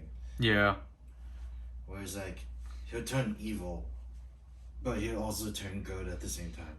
Yeah, I'm curious how they're gonna still handle that. Because I feel like it's gonna be more of a thing where it's like he'll fight like as himself, but then every now and then like he'll like just immediately switch to evil and then just rampant. Yeah. And then like we already know that he's getting the power up soon, within March. Yeah. And then you get Demon's power up, which is just a drill arm. Well, they're just like jam mixes. Or... Yeah. I kind of like that, like the fact that he is basically his own rider, but his power-ups are just like Ultraman Victory, just additions to his form. Yeah. And I'm like, I guess this is why people like prefer Demons more than Revice, because he's kind of a very strange character. Like he's again just how most people keep summarizing. He literally went from getting killed off in the first episode to becoming one of the best writers. Yeah, like you know, I can't believe I fell into that thing where I'm along with everyone else. Where I'm like, dude, Demons is the best. Because like essentially, like I don't know, for a character like him, like I wasn't expecting a turnaround like that. Because he is essentially kind of like Fua, where he essentially has like a sense of justice. Or he's just like, yeah, I'm just gonna follow this, and that's you know, it's like, yeah, like it's just like, wow, he's like a common writer. And the fact that it's like he finds out who evil is, and he was like, it's all because of me. It's my fault. I have to own up to it. And it's like, dude, that's a character development. It's like a guy actually owning up to his mistake and actually trying to fix it. What is Revice doing? Oh, what is Revi doing? Saving someone saving someone from court and stuff and everything else like that. I don't think we actually got any more character development out of him, to be honest. I guess the fun thing is that episode 8. I know, but like you're like when I think about it, it's like they explain like. They drop a bomb. It's like, why don't you do soccer? It's like, oh, don't worry about it. Later, it's like, okay. But I did like, despite the fact that I said that, I did like the fact that it's like everyone around him, like around Iki, is changing, legitimately. Like not in a good way, but like yeah, because clearly, like I know this is not going to be the ending they're going to go for, but like obviously, like I feel like third quarter thing is going to be the family's going to like drift apart and such, all because of the revice system or something like that. Well, like everyone like has their own like demons revealed within them to be more vicious and vice. Yeah, but yeah, it's so interesting because now it's like I can't help but look at the opening and I'm like, this is basically a first take picture of what they were before, and then at the end of the series you see everyone just like all somber, sad, or like Miserable. disconnected. Yeah, Because I feel like because um, that's even why I thought when doing like Daiji's like plot thing, or him making him evil already was kind of a bit too early because it's like we're already gonna drift the family apart this early. I thought it was But, like, interesting though, because it's like you can see how so like I think what before the episode that he became evil, no, before he became evil, you can already see his own like disconnect with the like his brother. yeah, because like I'm like like I guess like the setup is fine, but it's just like Yeah, the fact they like already like went in it is like okay, I get it because like toy releases, but it's like I guess I at least appreciate it's at least got a build up, unlike yeah, most things, like most recent stuff. yeah. Because it's like it's not bad. I guess in a way it's sort of different than what Zenkaiju did. Because Zenkaiju now, like, if I ever, like, I'm just thinking about it, where it feels like Blueprint Ranger versus Panther Ranger, where the plot doesn't go, but then there's part of me forgets that is the plot. Season 2 is Zenkaiger. I mean, I don't even know what it's gonna be, but I do think it's interesting that it's technically a season 2.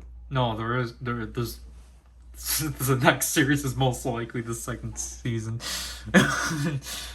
Because, like, the Because obviously you haven't read up on the rumors, right? I kind of did, but I don't.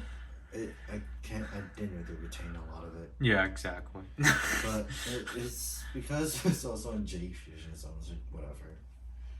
I dismissed a lot of the topics, anyways.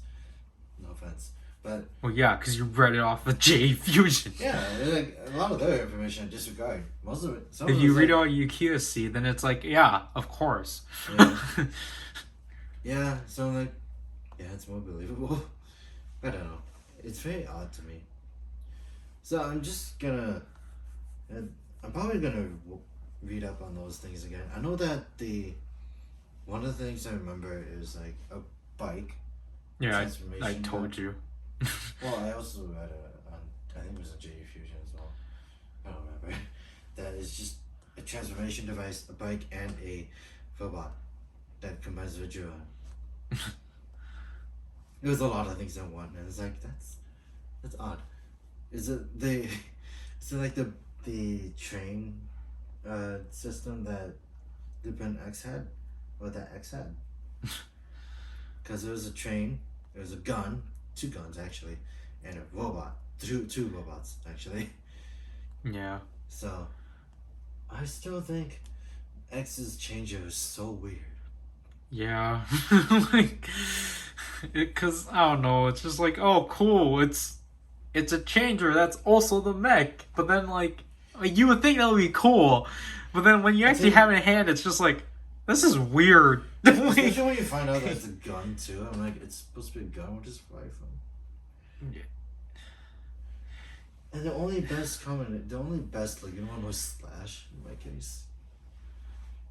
Unless people like Gunner too, but in terms of like aesthetics, I kind of like Slash more. Oh, yeah. Cause Gunner, it had a gut Gatling, so she's like, okay, not bad. But also the auxiliaries that it changed with are its legs. Yeah. So I'm just like, that's kind of a waste. But I understand where it was going. But I hated it. Oh, I don't hate it, but the DX toy of the robot was very odd, especially with the head, because it's just like it pegs in the back. Like you saw me mess around with that thing. It's so weird. But I think it made more sense when it was Good Cool Kaiser VSX, because it was legitimately the long arms. Yeah, it's just that's one of the most unstable combinations. It's not. It's as like, good. how do you go from, like, because that's the thing. That thing was planned, and yet they made, like, it's very unstable. But, like, Zenroku Zenkaio wasn't planned, and yet that thing's stable. Wait, that thing wasn't planned? No. That's why it's so, like, significant for what they were able to do. Because it's like, for something that wasn't planned from the beginning, they did a good job at, like, actually playing it, like, making them combine. Especially for you, like, not only that, using everything they have. Yeah. Like, not wasting parts. Like what happened with, Kyoryuger. Not Kyoryuger, Ryu Soldier. Ryu Soldier is the worst part of that. No offense. But it's like... yeah, because then it's like... Because I don't know what's worse, Kyuranger or Ryu Soldier. Because, like, literally, I guess Ryu Soldier is worse because you're left with literally parts, while with Kyuranger you're just left with, like... the husks. Like, yeah, you're left with husk. You're just left with, like, Utama-less, like, Voyagers. But the worst combination, I would probably say in my own case, for Ryu Soldier, despite the fact that I really am probably trying to find it, like, the rest of the stuff I need to get is King Kishiryu. Oh, I thought you were going to say Kishiryu Jet. No, because King Kishiryu is basically an upgraded version of that. But... No, it's an upgraded version of... Kishiryu? Yeah. Wait, which one is which? Which one is King Kishiryu and Gigant Kishiryu? Let me look it up now. Because I thought Gigant was the one with Spino Thunder, and then King Kishiryu was with Yokururo. Yeah, it's this one. I still think this is the worst combination. Kishiryu Pterodon? Oh, that one isn't one of the final ones. Kishiryu. No, that's the name. Gosh darn it. It's the name of the mech. Because that's why, like, I was like, that's weird. Like, I don't remember in this case, Gigant Kishiryu is the better one. Because look at it. It's literally it's like 3 mechs combined together. But you can't go wrong with it. Actually, let me just show you an image wise. Well, they know what it looks like. Because this one is the better one. None of Ryu Soldier's mechs are good. What are you talking about? I mean, in terms of combination, if you had to deal with one, I'd rather deal with that one. I'd rather just deal with Kishiryu Neptune. Kishiryu Neptune isn't that bad. Like the name is random, but but like the mechs and like the individual mechs are better. And I kind of liked it when Kira Major did that, because like they all had their own charm to it. Yeah. And the only one that had an upgrade was the shark. What was it? King Express. Yeah, King Express. Like King Express was the only one that had an upgrade for a logical reason. It's because it used Jug Smoky. Was that what it's called? Yeah. Yeah, and then it's like Smog Jokey, I Smog. think. You're referring to train. Yeah. They used the train, or they used Smog, which basically was owned by Garza. Yeah. Why do I keep on forgetting his name? Oh my god. I watched Kira Major though. And I keep forgetting Garza because he's the villain that shows up in the show mostly. What is wrong with me? But it's like it was funny, like basically seeing him like basically do the Dragon Ball power effect thing just to disable the transformation or take control. But then it was kind of cool, like King Express's upgrade. It just gave him spikes and a shark arm. But it's like it's a well done upgrade, to be honest. Yeah. Because it's like, it is funny. The fact that it's like, oh yeah, we have a shark train, but you know what you can do with it? You can turn it into a spear, you can turn it into a gun, you can turn it into a spear and a gun, or a robot. And I prefer the robot more. Because it's the mini plot for that was pretty good. I don't have it. I don't know if I'm actually willing to get it, to be honest. Because I still remember that weird thing that happened with me from Toka Electables with Kira Majin. Yeah. Yeah, that was like the weirdest case. And I'm like, I don't think it should deter me from getting it, but I just kind of skipped it. So I'm not missing out. I'm just probably gonna pick out a mech I really like from that series. Which, I'll probably have to figure it out soon. Actually, no, it's King Express. Definitely King Express. Are you gonna get both versions or just Zoom? I could probably get both for the fun of it. Because at least in this case, wait, do they both have like the half head thing? Well, is it just a hollow head? I wouldn't know. Okay, so I don't remember much from that. But yeah, still probably gonna try to get the Zenkai Duo though when it's available. Yeah. Because at first I was like so wanting to get it for the combination of Super Jira and Super Vroom and Super Tukayo. But I'm like, nope. No, not anymore.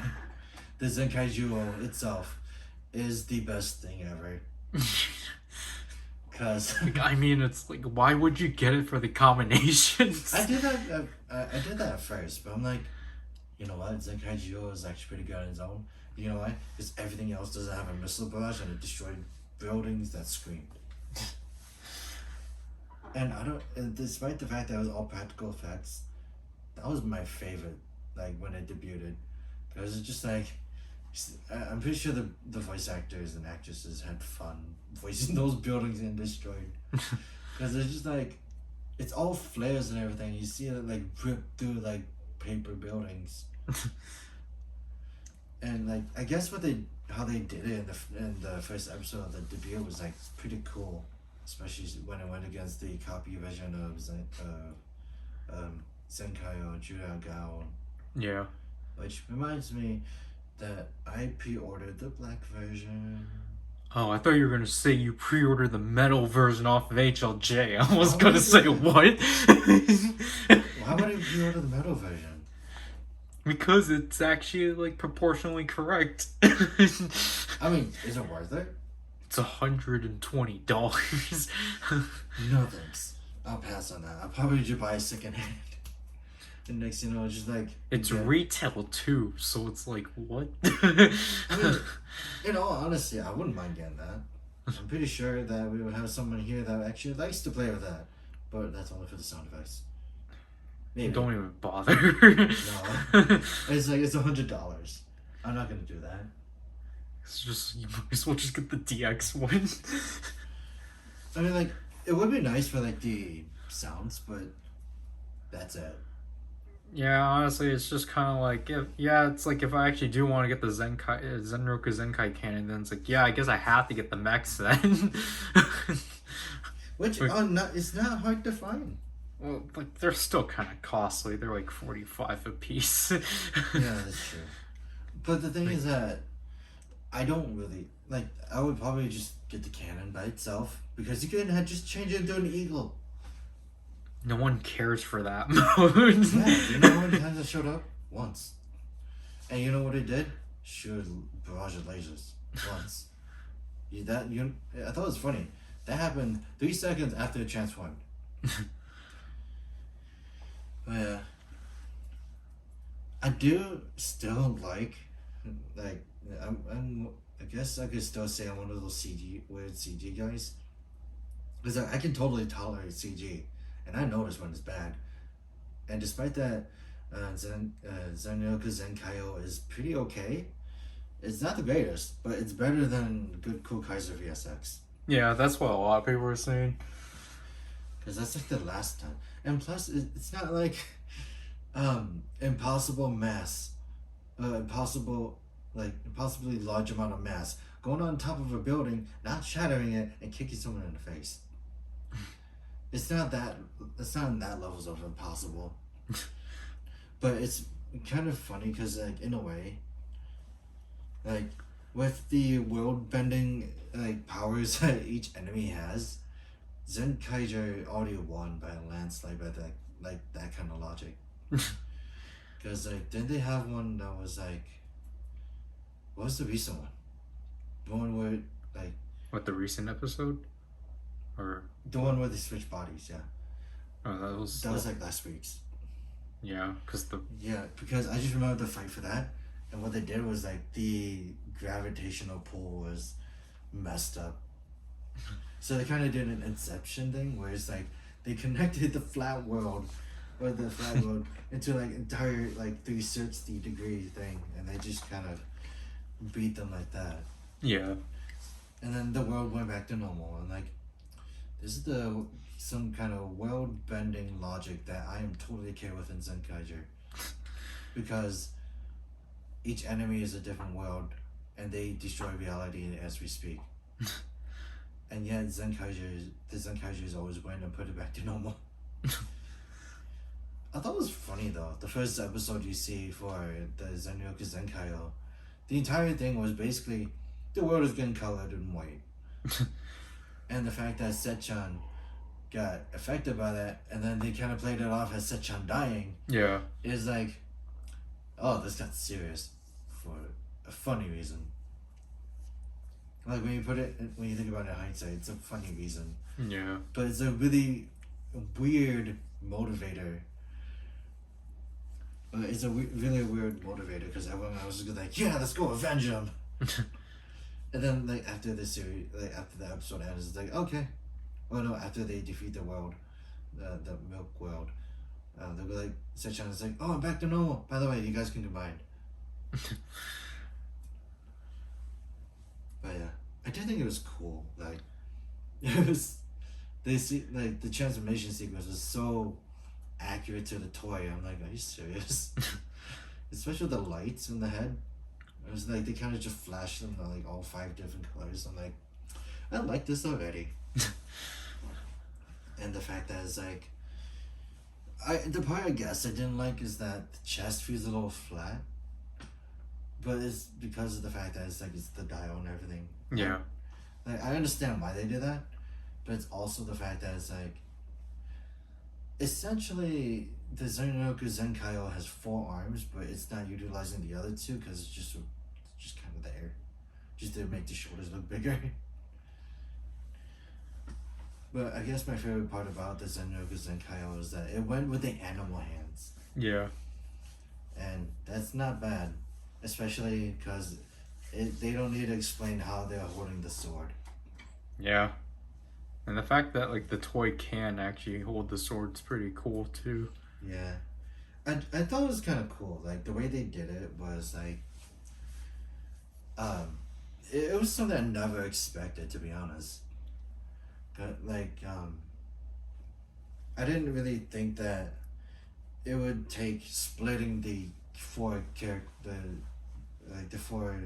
Zenkaigers into like splitting them in half, literally, and then like attaching a new part to like add more like bulk to it would be interesting. Yeah.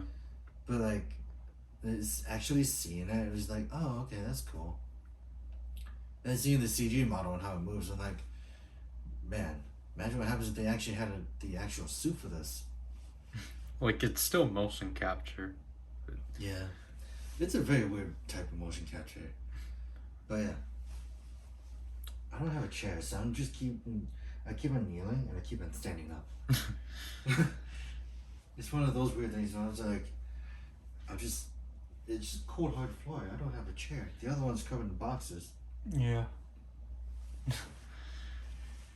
But yeah. Like, I guess in this case, like Zenkaiser is still like my favorite of the year because it's like Trigger's nice, and the Revice is like just starting, so it's like you can't really judge that yet until like halfway through the series. But then I guess my favorite thing is that people keep on bringing out like HyperX, like the Photoshop code, like the Photoshop version of those. Oh. I'm like, okay, so. Also, I had a really weird like thing that was going on in my head. Where I was thinking like when I was looking at Revice's forms and everything, it's like what if it's just the super forms of each writer, and not the actual base form. Yeah. Well, like I think like clear like well, I was gonna say with some forms that are like obviously more like based off of like other like forms of that writer. Yeah. Like obviously like Phi's is technically just Phi's Axel. Yeah. It's. Then, like, Geo, honestly, Geo's like the Brachio honestly reminds me a lot more of another Geo more than Geo himself. Is it because of how big his shoulders are? I was thinking Geo too. Yeah, that's or like I was thinking of like another Geo too, but But I think that was the funny thing because I'm just like I like Geo. I like the Geo form, not because of the fact that it's like so Geo like, but it's the fact that they decided not to go with the base form, but they gave him like the Geo 2 design with the single like watch thing that go like watch cowl thing. yeah, and then like the Vice form just looks weird, cause like it's like you can tell they're just clearly reusing the Kong suit, but just Yeah. with very minor details changed. Like So I did think it was funny. Like I kind of prefer the Revice suits over Vice, but then there were times where I would prefer it the other way around. But it kind of makes sense because like all he is doing is just wearing hoodies. yeah. And then, like, literally at the power up, he doesn't even get a power up at all. It's just Revi. Actually, now I think about it though. Imagine what happens if they had a ghost one. Yeah, Ghost will be interesting. Because then it's like they'd both be wearing podcasts. Levi would just have to like undo his, and Vice would have no choice but to wear his, and it'd be like a ghost face. Yeah. Because, like, well, I think technically the only thing Vice gets out of Bat Ride Rex is just a shield of some kind. Because his arm is blocked. But then Revi is essentially just a egg. An egg. Yeah. So it's like a Maximum Mighty X thing. Or the stamp is an egg that opens up. But Like then, like, Oxy? no. Oh. Like, the picture itself, like, moves. Oh. But then, like I wouldn't really know how to describe this suit. But, like, I would just say it's essentially, like, a T-Rex coming out of an egg.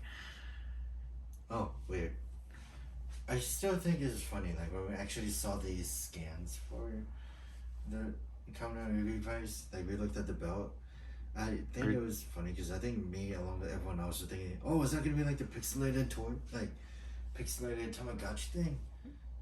Turns out we were wrong, but it's actually still just as cool. Are you referring to the superhero Senki poster or like the actual scans? The actual scans for the belt. Cause Or no, you're talking about the leak images. For the of belt. the belt. Yeah, where it's just like you see the black outline and everything, and I thought it was like that little like digital pixel screen thing. But I'm like, if that was the case, it would have been completely different now. Oh, it probably would have been like $100. Yeah. But I kind of like its gimmick that it has now, especially because I think some of the Japanese YouTubers that reviewed it had that little kids thing. They put the stamp on there. It's like, oh, that's kind of cool. Yeah. So, yeah. I don't know. Revice is a very weird toy line. Yeah, I look at it. But I bought the most expensive belt they have. Oh boy, am I gonna regret it? I don't think so. It's voice acted by Seto Kaiba, and I like the voice actor anyways.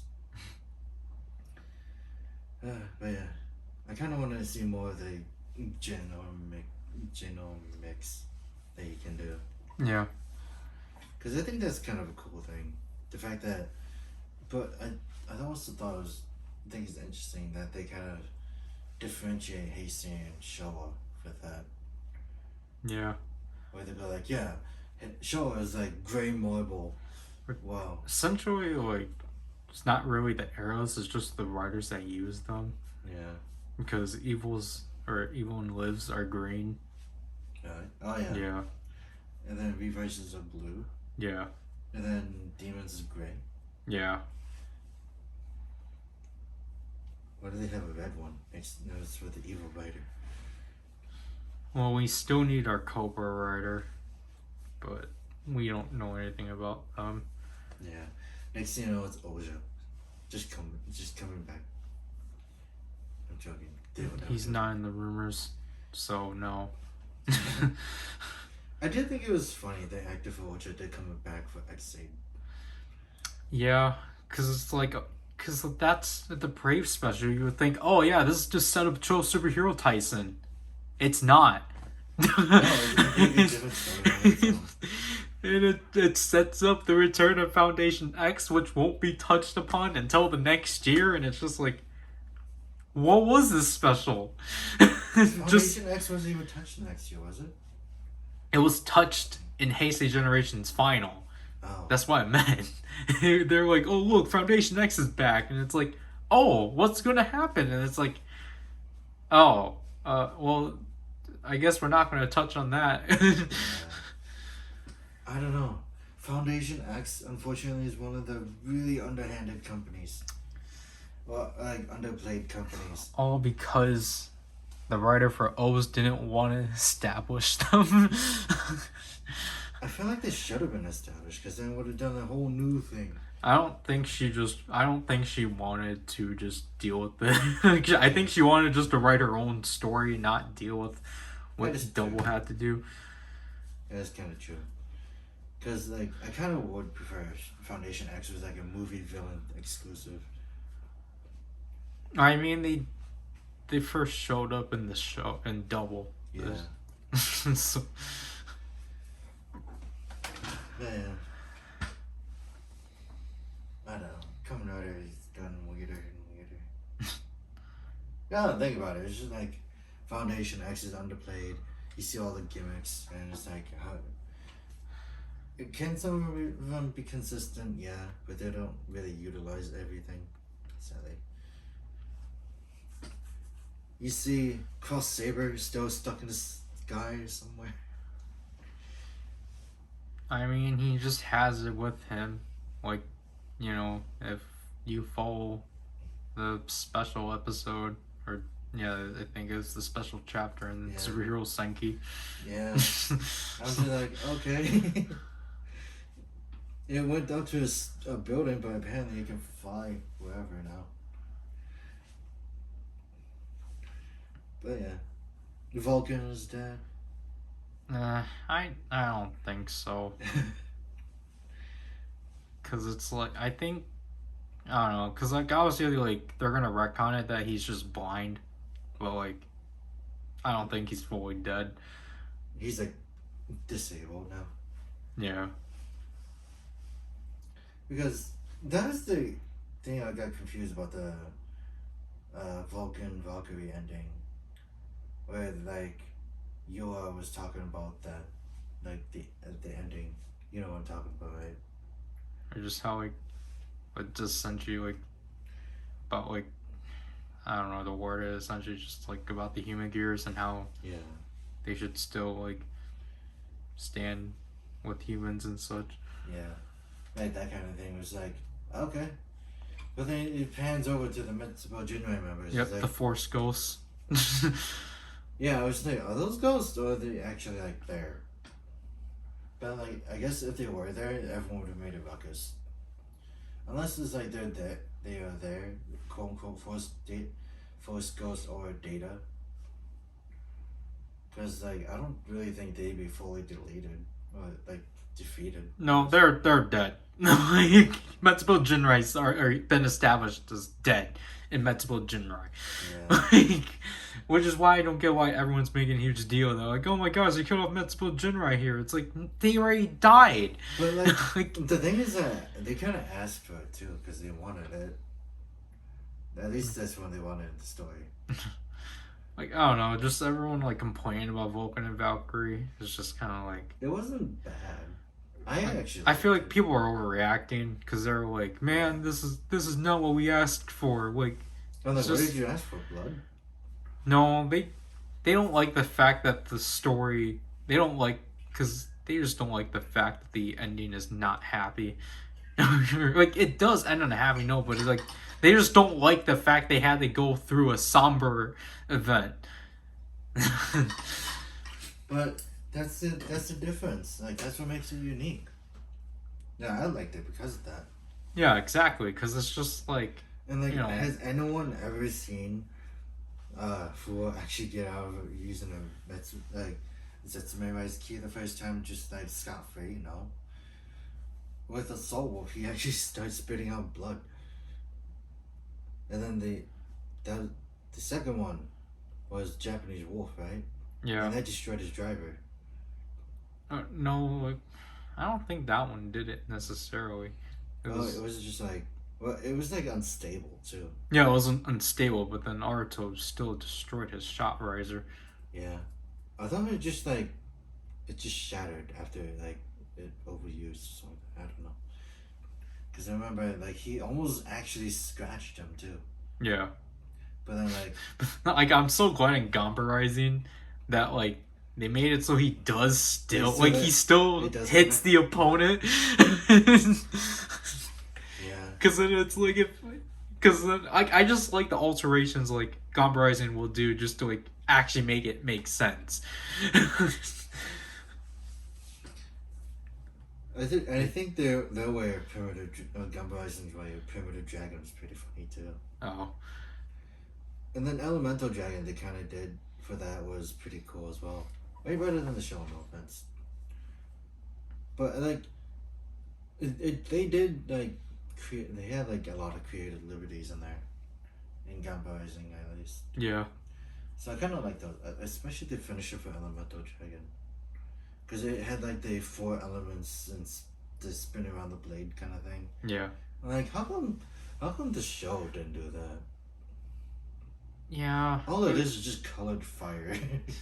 Cause I don't know. That's my issue with Elemental Primitive Dragon. It's like you're supposed to be you're called Elemental. Like you have Elemental, and yet like the elements aren't the main gimmick. It's the friendship that's the main gimmick, which is why it's like you guys shouldn't have used emotional, because it would have worked better. Like I don't know, like.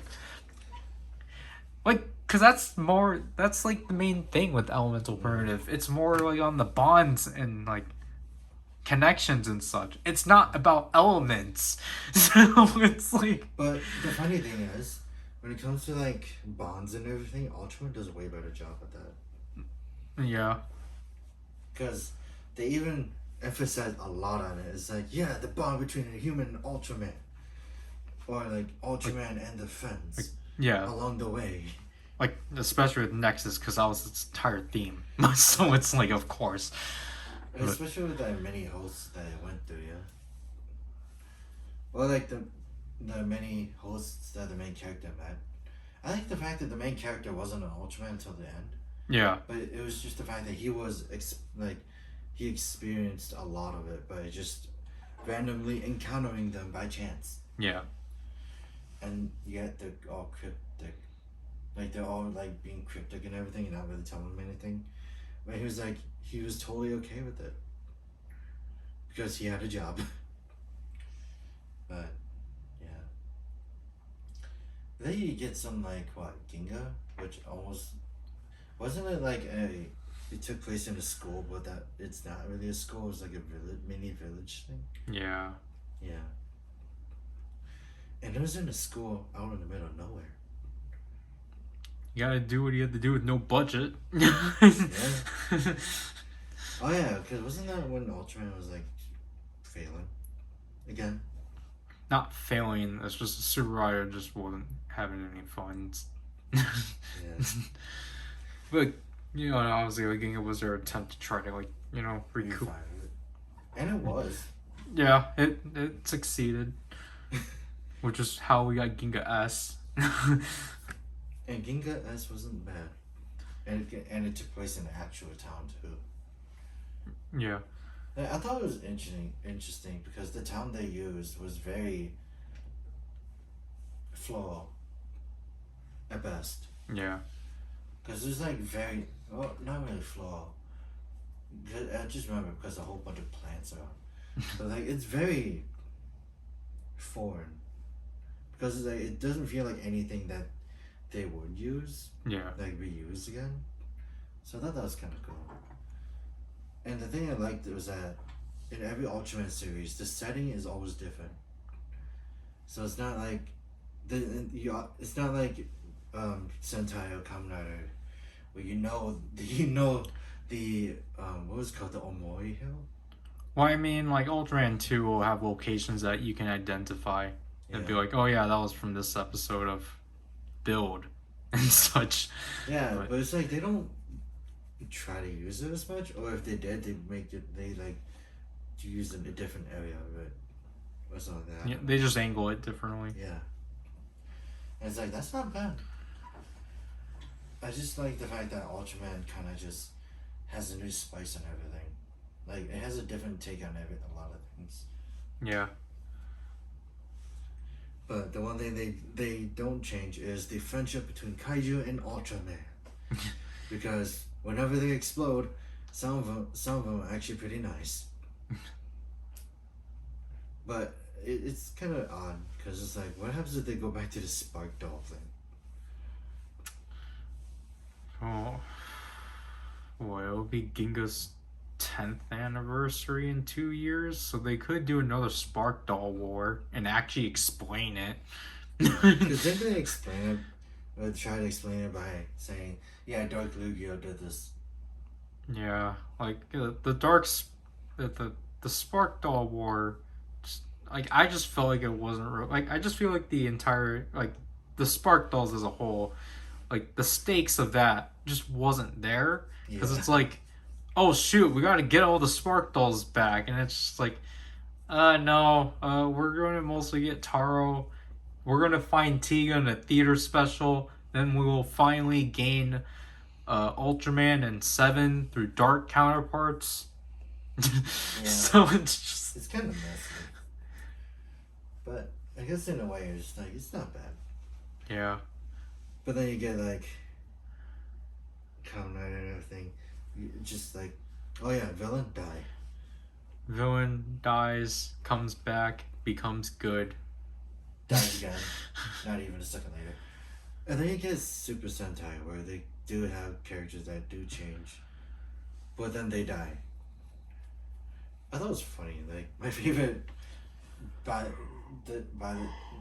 in this kind of standard was the Summer Vacation World, because it was just what it does. It's a summer vacation world. It was just wanted everyone to have fun, and everyone loved him.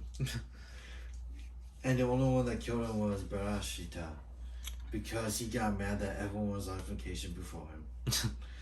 And I love that, to be honest, because it's like, that kind of gives them like you a sense of like how the workspace or how the work goes, and they treat it like a job, not their purpose or anything. It's just a job.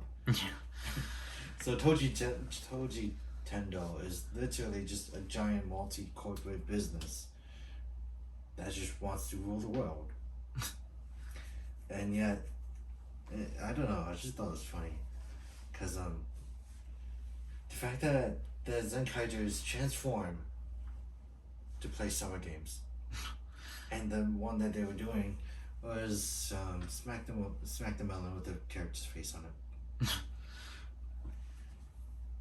But I kind of thought it was funny, like, the shenanigans that happen in Zenkaijers, like, still one of my favorite things because it's like what happens with. I guess to me, it's kind of something I would have expect. Like I wish Daniel was kind of, where it's just all out silly to a degree. Yeah. But then I guess like Zenkaiger is like full on like to its name, all out. Yeah. So I kind of like it. Like my favorite thing is the Magna world because of the fact that it caused so much mischief Yeah. without them like even doing anything. But it's just like it just happens, and it's just chaos. And it's like just the reactions that everyone has is just like you can tell that everyone had fun with it. It was like it was like a typical anime moment wherever like anime moment gone wrong. Yeah. But yeah. I wouldn't mind actually starting from the beginning of Zenkaiju again. Sorry, we have all that, and none of that is Zenkaiju related. I'm talking about Zenkaiju nonstop. Yeah. But, Like, it's fine. Because, like, it's technically the best show of the three so far. yeah, because and even hearing it from me, I was just like, when I talk about Kira Major, I only talk about like 1 or 2 bits, or about how angry Garza gets every episode. But then it's like, my favorite episode of Kira Major involved a manga artist, where he was like being legitimately like tricked by this kid. I think Yeah. the kid was the villain. Yeah. So then it's like they were using that manga cause sadness and like negative feelings to amplify the whole this monster that he's a part of. But then they manage to free him, and then he finds his own like workaround, like about his way of life, I guess. And that's kind of cool. It's a shame there was only 1 episode though, but yeah, there really isn't much to mention. Then you get the cast of Zenkaiger, and then 2 Kaiser, or like Zux. He's probably a really interesting. He's like one of the most interesting characters because one, he's basically a Gokaiger and a Kyoryuger, and just a few other Sentai members just mixed in one. But it's funny because I think it's interesting how they brought him over for the Saber crossover with a more logical sense of he could travel to 3 dimensions. And then then the Zenkaiger Saber arc on the Zenkaiger world was funny too, where they bring in Saber's 2 useless characters and made them actually more interesting. At least in my case, because I thought that was fun. It made me like Durando more, and then it gave the series like some kind of fan service with more just for the. Or it gave. I'm trying to figure out how to word it. Like, essentially, the fan service was for the actress herself, not for the fans, for her. But I'm pretty sure a lot of people ship that too, because I'm like, yes! Or something, I don't know. Like I said, I feel like episode 20 of Zenkaiger was just mostly written for her. Yeah. Which I wouldn't mind anyways, because it's just like, it was a good episode, and it's also the debut of Super 2 Kaiser. Yeah. But it's funny because I realized that 2 Kaiser stopped dancing. He went straight to the transformations. So it's like, it's sad that he got rid of the dancing, but I'm pretty sure it's like only gonna be until like the final episode. Hopefully. Because I do kind of. Oh, actually no. The last time he transformed was when he was as Flint. Because Flint did transform into 2 Kaiser. Yeah, which is why people were like, man, we gotta hope Flint wasn't planned, so then she does become a ranger. Well, I'm like, I think I read the comments and like, yes, she finally transformed, but not in the way I wanted it. But that's okay. Yeah. And then someone's like, well, yeah, because like there was an image of them, like her just having that, like holding, like transforming with that. But I thought it was funny, like how, like you could tell that she's not the best, like she's not an experienced dancer, but she knows what she's doing. And then you see, the actor for Zox just in the background, just like bouncing. Yeah. So it's kind of funny. But yeah. What else was I gonna say?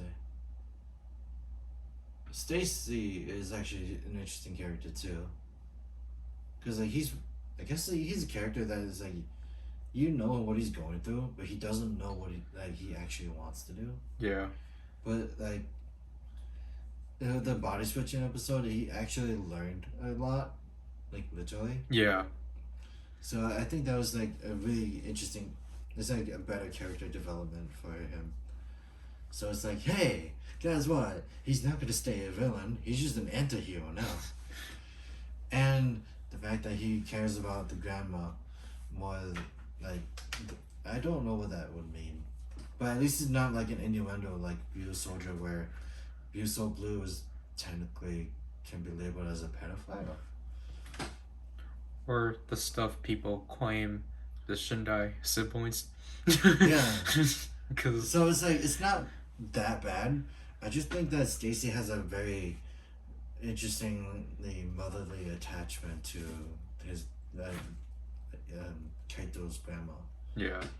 So it's like, it'd be funny, but it's sort of funny if it's like, if they did have a connection. But it's like if they found out that they were actually like family members or something. But that's for another theory. I just want Stay Caesar to actually get an actual power up. Yeah, no.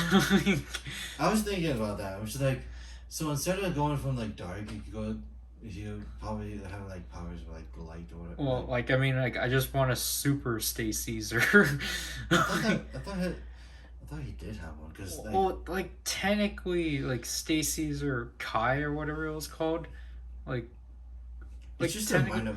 like that's the thing. It's very minor, but it's like we know that, like we know there's a super. Like I just want to know what the super sound in his changer is essentially, because it just makes the black version. It's like a different color Zenkaiju gear. Or Zenkaiju gear. like just black Zenkaijiro. Like, Yeah.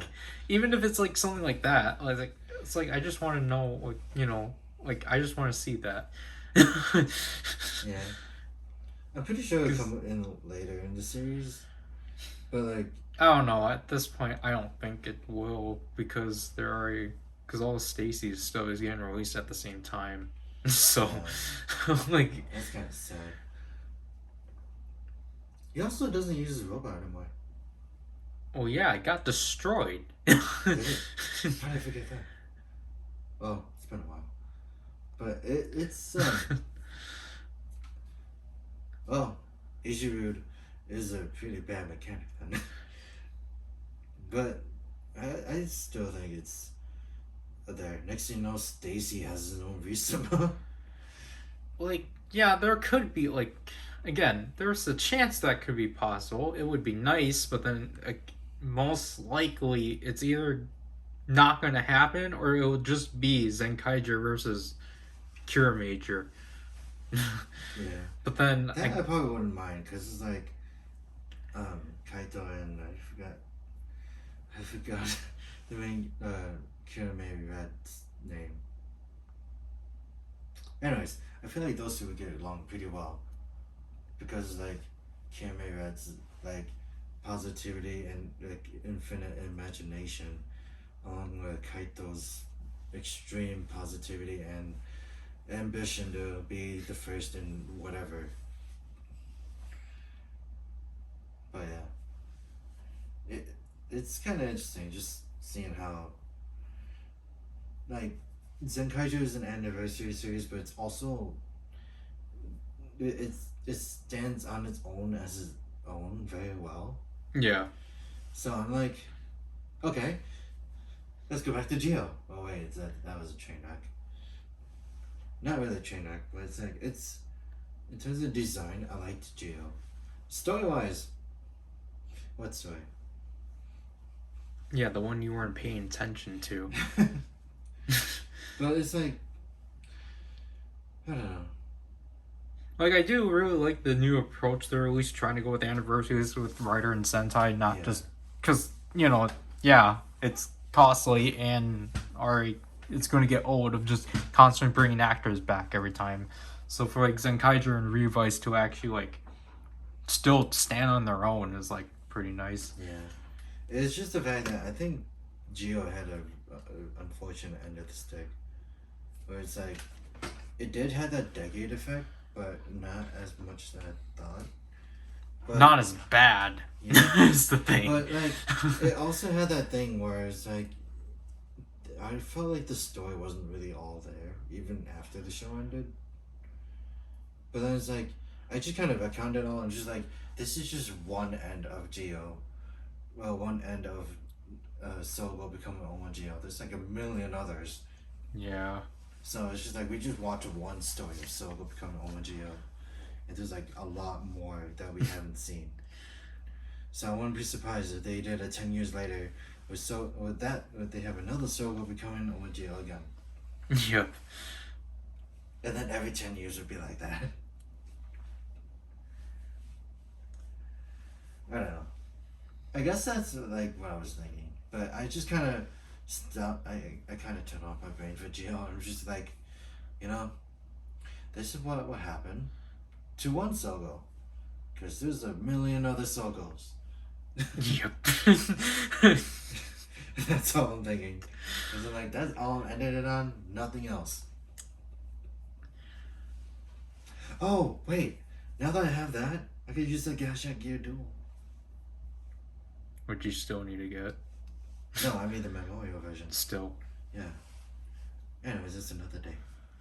Because that's like, what, $35?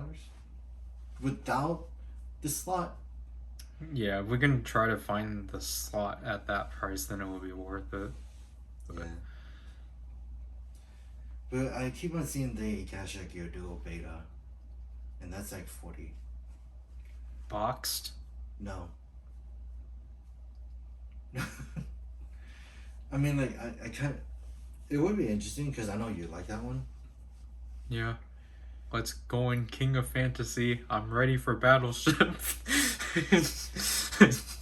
Satan appears. I like Bang Bang Simulations, though, because it's just like, enemy is coming! It's literally just a warning. And it kind of does a really good job at it. But... Oh my god, I still want to design that one. Because I did it, right? Yeah, like you saw the design. It was just literally like armored pants and a giant jacket that kind of just looks like a JoJo reference. Oh no, not even JoJo reference. It's a Yu-Gi-Oh reference. Does anyone ever wonder why Yugi's coat, like jacket, flies for no reason? That's like explaining his hair. But it's just like... X8 was like my favorite Rider series because it's just so out there, especially with the jingles. But I want to get the other one I want to try getting is Knockout Fighter 2. Yeah, like that one. I don't remember how much that one sells for because like I thought it was like 90. Because I thought it was gonna be. I thought it was technically as low as Biru. Yeah, I think it was a little higher because it was a sought out item. Yeah. Like, Because I know it's not as expensive as Prime Rogue. Yeah, but it's kind of it's like I want to say it's like 50 to like 70 at best. Yeah, that's the thing that sucks because it's like I like Prime Rogue too, but we can't get that because that's too expensive. Like we can unless I'm willing to like overprice myself with that. Yeah, like honestly, like I always just want to try to get like Tao Quest and Bang Bang shooting, at least just to have like technically the 4 main riders. It was funny because like I was actually planning on getting that like a long time ago, I had it all bookmarked in Mandarake too. But I'm like, no, I'm gonna wait. I'm gonna get rid of them because they're not gonna go anywhere. Yeah, the thing is that we can find them later. Yeah, because it's like they're cool, especially because like in the show they were pretty good characters. It's just the movie that ruined them.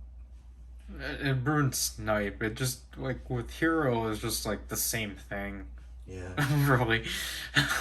but I also want to get Night of Safari because that's my favorite. Why? Just because. I just want to get all of at least Brave's Gashats, but Yeah. which that's just like single for releases. That would just be Night of Safari, Don't Worry for a Beat, and then Town Legacy. Yeah, Town of Legacy is one of the weird ones. I would probably say because it's like it's cool. It has that very prototypey look. Like it's cool that it was a retail release, but the thing that sucked of it being a retail release is that it got released in quarter 4. So like When Hyper Midtake came out. no, it came out after.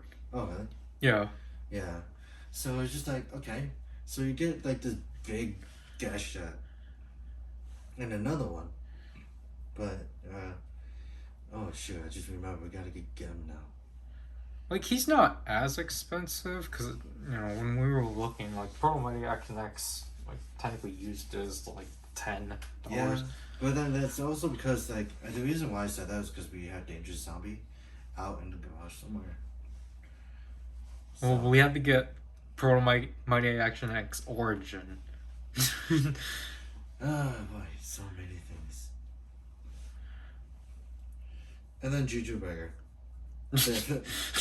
It's still my favorite because it's not because I work at a burger joint, but it's because the jingle for it was so nice. It's like the most happiest Gashat in one of the most depressing episodes. Yeah. The second most depressing episode. A cool villain, a cool monster of the week, which isn't even a monster, it's just a friend. Yeah, and he got murdered. Because of who? Pallid? Or was it Gun? Either one. I just now remember the best fight scene between Pallid and Gun. It was just a one-sided fight.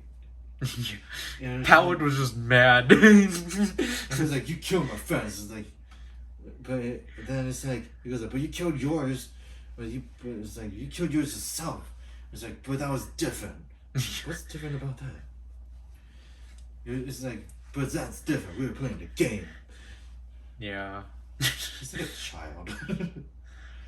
Like I think that was probably like the whole point, which is why he had to learn what death felt like and such. Yeah.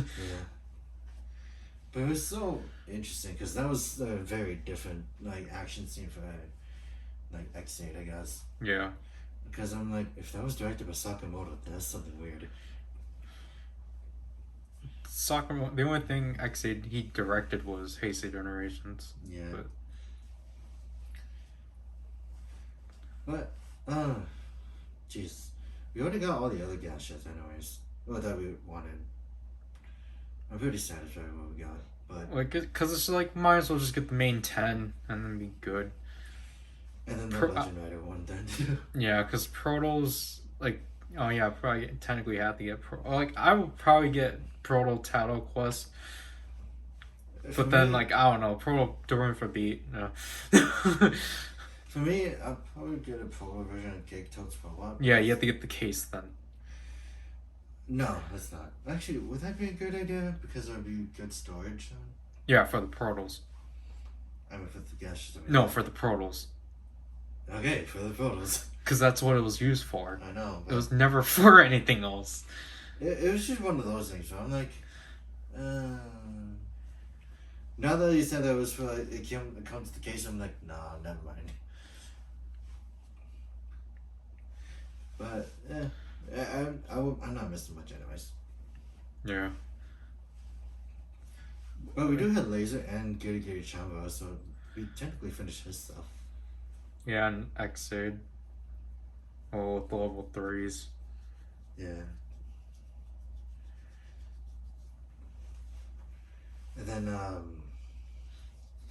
yeah, that's right. Also because of Pac-Man. Oh boy. I don't know if you're gonna have a long time doing those videos. Yeah, cause I don't know. I was just kind of wondering, like, cause I was just figuring out how exactly I was gonna structure them, cause it's like, cause the thing technically it's like I could just jump to the Legend Rider stuff right away, like just do the Game of Driver. King was a slot older than the Gashcon 11, then just do the Legend Rider stuff, and then just jump to the normal stuff. Yeah. But I think with the Legend Rider stuff it's easier because we have more of that than those. yeah, exactly. Oh yeah. I probably just like in terms of gas shots, I probably just want to get ones that are more unique, and the big ones were the pretty unique ones. Not the black one though. I'm not gonna get the Gasha Gear dual for black. The yeah, another. Yeah, because despite that being a recolor and everything, he wasn't my favorite character. He did a cool flip though that made an explosion.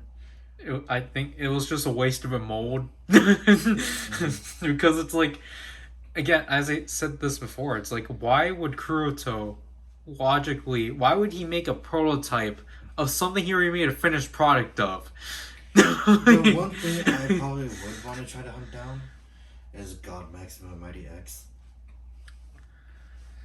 Yeah, that goes up for like at least from 70 to like 200.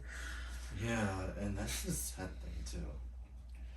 Because it's just like you might as well just get the full set, but then it's like, I guess you have to kind of like just be like, well, how much do I think the Blu-rays are really worth and such? Yeah, I mean, like, I just kind of want to get it for the Gasha, not for the movie. The movie wasn't bad.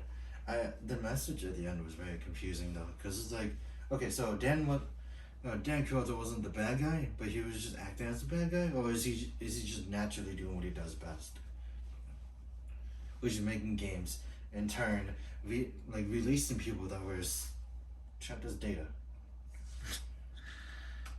It's a very confusing logic. So I'm like, Dan Kyoto, the smartest guy in his world, decides to not save the world by normal means, by releasing everyone from Gashat, but by making his own game and having everyone kill him. It's like with each one killed, a normal human comes out of it.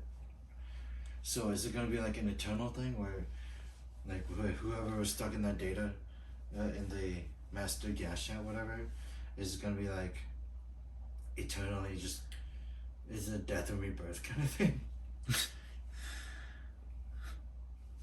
I don't know. It's just one of those weird things.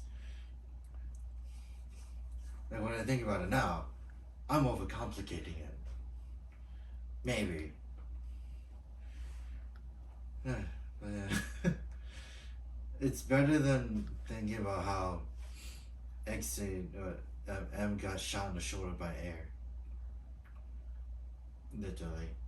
Because I feel like if they just did a small, like, little shot effect on you see the bullet or whatever, it would have made more sense.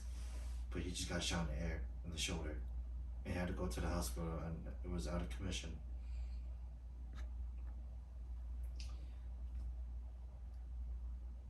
I don't know if I should. Now that I think about it, does that also mean I have to get the Bongo Driver's Vi with Dan Kuroto in it? If you want. But I remember I was gonna settle for that before the original. yeah, for the release. But yeah, I'm kind of glad I didn't. But at the same time, I was like, I wouldn't mind hearing Dan Kuroto scream. Just because of that, I was like, oh, whatever. I actually think it's funny. It's just a re-release of the Bongo Driver's Vi, but it was just Dan Kuroto sounds. Yeah. And it's still like how someone on Twitter, like long ago, did it where they turned on the Bongo Driver's Vi and it was just Dan Kuroto screaming. And then right next to it was like Zaruba. It was like, Koga, be careful, there's a horror nearby. It's still the funniest thing ever. I wish I could find that, but it's like so buried like in the early feeds of my Twitter. Yeah. I wish I wasn't like that. But, you know, it's what happens when you just realize that you're on Twitter more than Facebook. I went to back on Facebook recently. It wasn't great. Facebook isn't good in general. Yeah, there was really nothing there. Just cut all connections and drop it. I can't. My workplace, I need it for my workplace. Force them to change platforms. What, Twitter? No. I have like some coworkers that are like straight up furries. There's nothing bad about them. I mean, you can just do it under a different account. Yeah, but it's not like everyone has like Snapchat, so I was like, whatever. Even I don't understand. I feel old because I'm like, I don't understand Snapchat or Instagram. People still use that. Snapchat or Instagram? Oh, Snapchat. All the kids use it. Yeah, all the modern children are horrible. Yeah, but there's nothing we can do about it. How long have we been going for? Destroy modernization. How long have we been going for? This is 2 hours and 45. I'm probably gonna have to cut that entire discussion to its own video. Yeah, we might as well do that. I still have yet to go take a shower, so I'm gonna go do that. Yeah. Wait, cause I don't know. It's like we can just trying to wonder what's gonna be after this. You wanna see me fail and transform it again into Durendo? Because I could just show you literally what happened to me when I actually tried in the video I did. I kind of understand that when you take off the pin it doesn't turn on, or it doesn't make a noise. Oh yeah, because you have to hold it for the name announcement. Yeah, I realized that I held that and it allowed me to transform just fine.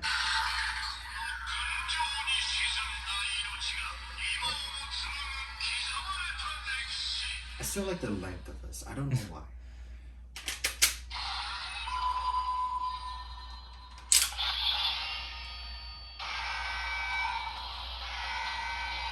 I actually like the standby thing too. It kind of grew on me.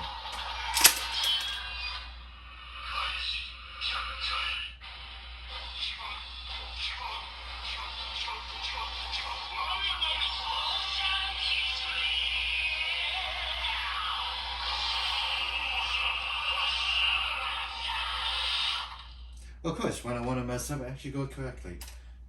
I kept doing the Wonder Rider part a lot. It was pretty bad. Yeah, probably because you're in that mode. No, even with this mode. Yeah, because you're in the other mode. Oh yeah, true. It wasn't really as impactful as I thought, like this thing. But I didn't mind.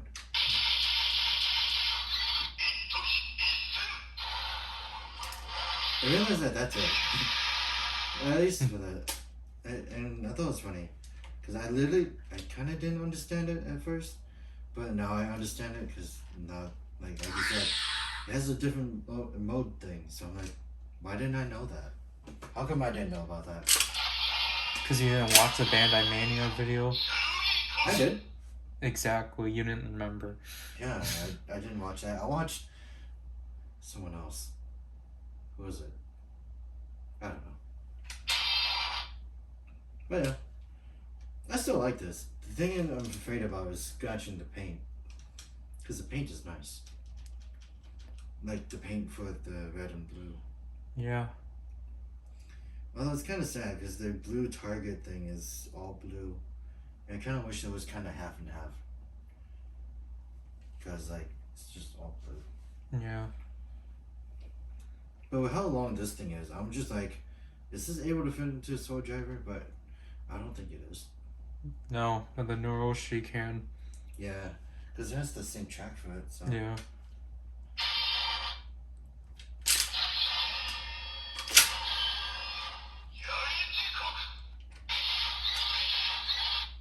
You know, now that I think about it, how come, like, one of his finishes is that he could probably just throw this. Yeah, after like at this point, he can probably do that after having it getting snapped in half. And then and have Sabella use it like a knife, or like as Shanks, like a Yandere character would have. I just thought it was interesting. Like that final battle for those two was just bad. The sword breaking, and then like at the end of the series, it's like you see it fixed. And like, how did that happen? Wait, never mind. They already had someone to fix it, anyways. This is in the wrong hole. But yeah, I do like the color for this, black and white with like the hint of blue. Then the back of the track is gold. Yeah. But like the scanning part is gold. This still looks green. But anyways, gonna put that back. It's just the fact that like this sword in general, I'm kind of happy to say I'm happy to say it's mine. Despite the fact that we both kind of do, like just take it out and play around with it if we want. Yeah. So yeah. And then yokai watches. I just look at them. It's like, is there a difference between the two? Yeah, you can tell. Is the one on the right the Hasbro one? Yeah. And the Bandai one. The one on the left is the Japanese one. Oh yeah. No, that's Hasbro. Oh, Hasbro. Yeah. Yeah, you can tell the difference in terms of quality too. I still can't believe it. I'm just like, I want to get the YSP. yeah. Despite the fact that it's like, yeah, I don't like yokai. I'm not that big a fan of yokai watch, but that watch is kind of cool, like up my alley. And not to mention, you can shoot it. You can shoot the metal that's already in it. Why? Because you can. Have fun collecting. Yeah, that's the thing I don't want to do. I'm just like, I'm fine with what it comes with. Unless I want to get the different bezel. Yeah, then you have to get like all the upgrade kits. Yeah, it's like, not worth it. And then they had the A watch. Yeah. I'm like, what the heck is that? And it sounded like neck foam, but I'm like, I don't know. I'm not too sure about Yokai Watch. I even wanted to try to play the game, but I never actually got around to it. I think I did for like a minute, and then I just kind of played something else. I don't remember. But yeah.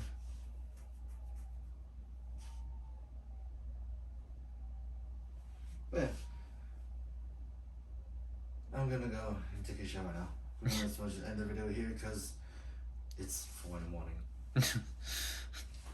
And isn't your phone dying? Yeah, it's at 20%. Mine is at 93%. Because I have not used it at all. Well, no, that's a lie. I have, but not as of the last couple hours.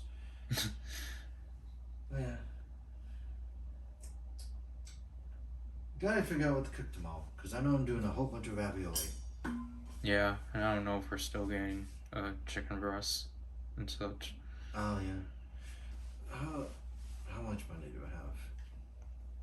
Because I was gonna say I can just like send money. But you have to transfer. You have to go through a middleman, don't you? Yeah. I got like this much.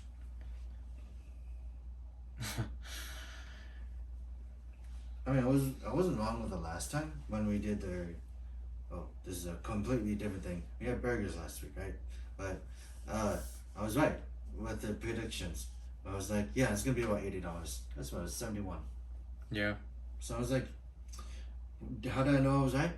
I didn't. I just estimated off the top of my head. But yeah. Now that we have the gamer driver, that means that we have to go dig out all the other gadgets we have. Oh, there's some down here? No. Just this? Or just the ones we have down here? Yeah. Sad. Because I'm gonna have to dig out the ride power one so then you can actually do the full Chronos transformation. With this one? Yeah. Yeah. Because that's how it's technically supposed to be. The ride part one's supposed to go in the second slot. I still think it's funny. Tiger was actually cheating. He cheated. Yeah. And that's why he lost. Cheaters never win. But it made sense. It would have made more sense if it was Nico that became Kronos. But the thing is that they already established that she couldn't even use a gamer driver. And it's like, yeah, she was able to use one in the stage show, but then again, that's because that's Poppy's world. So it's like, yeah, anything's possible. What did she become? Nico Snipe. Oh. Well, anyways. I know that there's an artist on Twitter that still draws that kind of thing. The Nico and Taiga together. Oh. But yeah. It's just one of those things where I'm like, that's cool. I mean, like, it's better than shoving your own shit to like someone else's dog. Then again, people don't like the Taiga Nico ship because of like technically in show Taiga's supposed to be in his like late 20s and Nico's like 16. Yeah. But like, I guess aside from that, it's like, it was just a one time. I guess. I don't know. I think he moved on at the end, but that's because it was because they made Taiga into an idiot, really.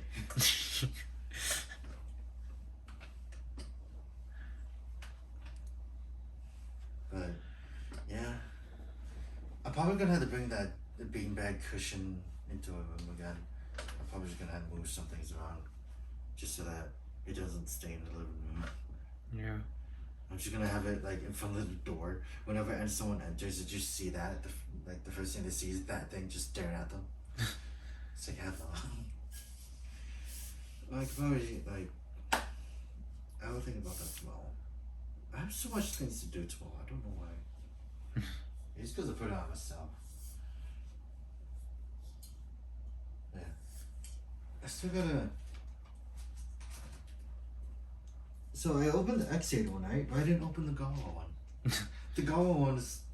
I'm talking about the books now. Yeah. Photo books. And it's like, oh, cool. I want to use them as reference. I still use Google. I still use Google Images.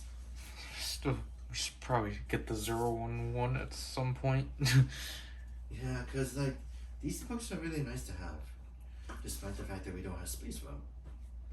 Not at the moment. I really want to bring my Algebra Ranger stuff back in, though. Because the two weapons are still out in the garage and they're catching dust. Maybe a little worse than they were when they were on my desk. Actually, don't we have to fix the floors tomorrow? I don't know. Because I know that they're just waiting on us to move our desks back. No. Or is it just me? No, it's not that. Oh. It's about the trims. Wait, didn't they already put the trims on? And they need to get nailed in. Oh, and they refused to use the nail gun? Yeah. I can help you guys with that. I'm off.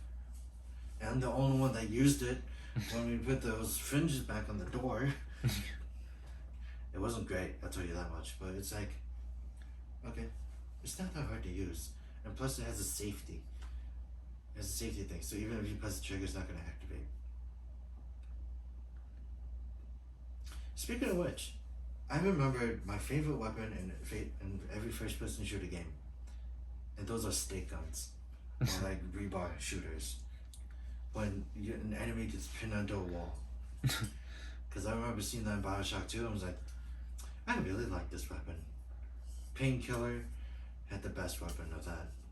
Because no, like, even if you shot them at the ground, it looks like they were sitting. Jesus Christ, I went from every single topic I could think of. That's not a good idea. I was thinking about eating again, but it's already too late for that. out of here.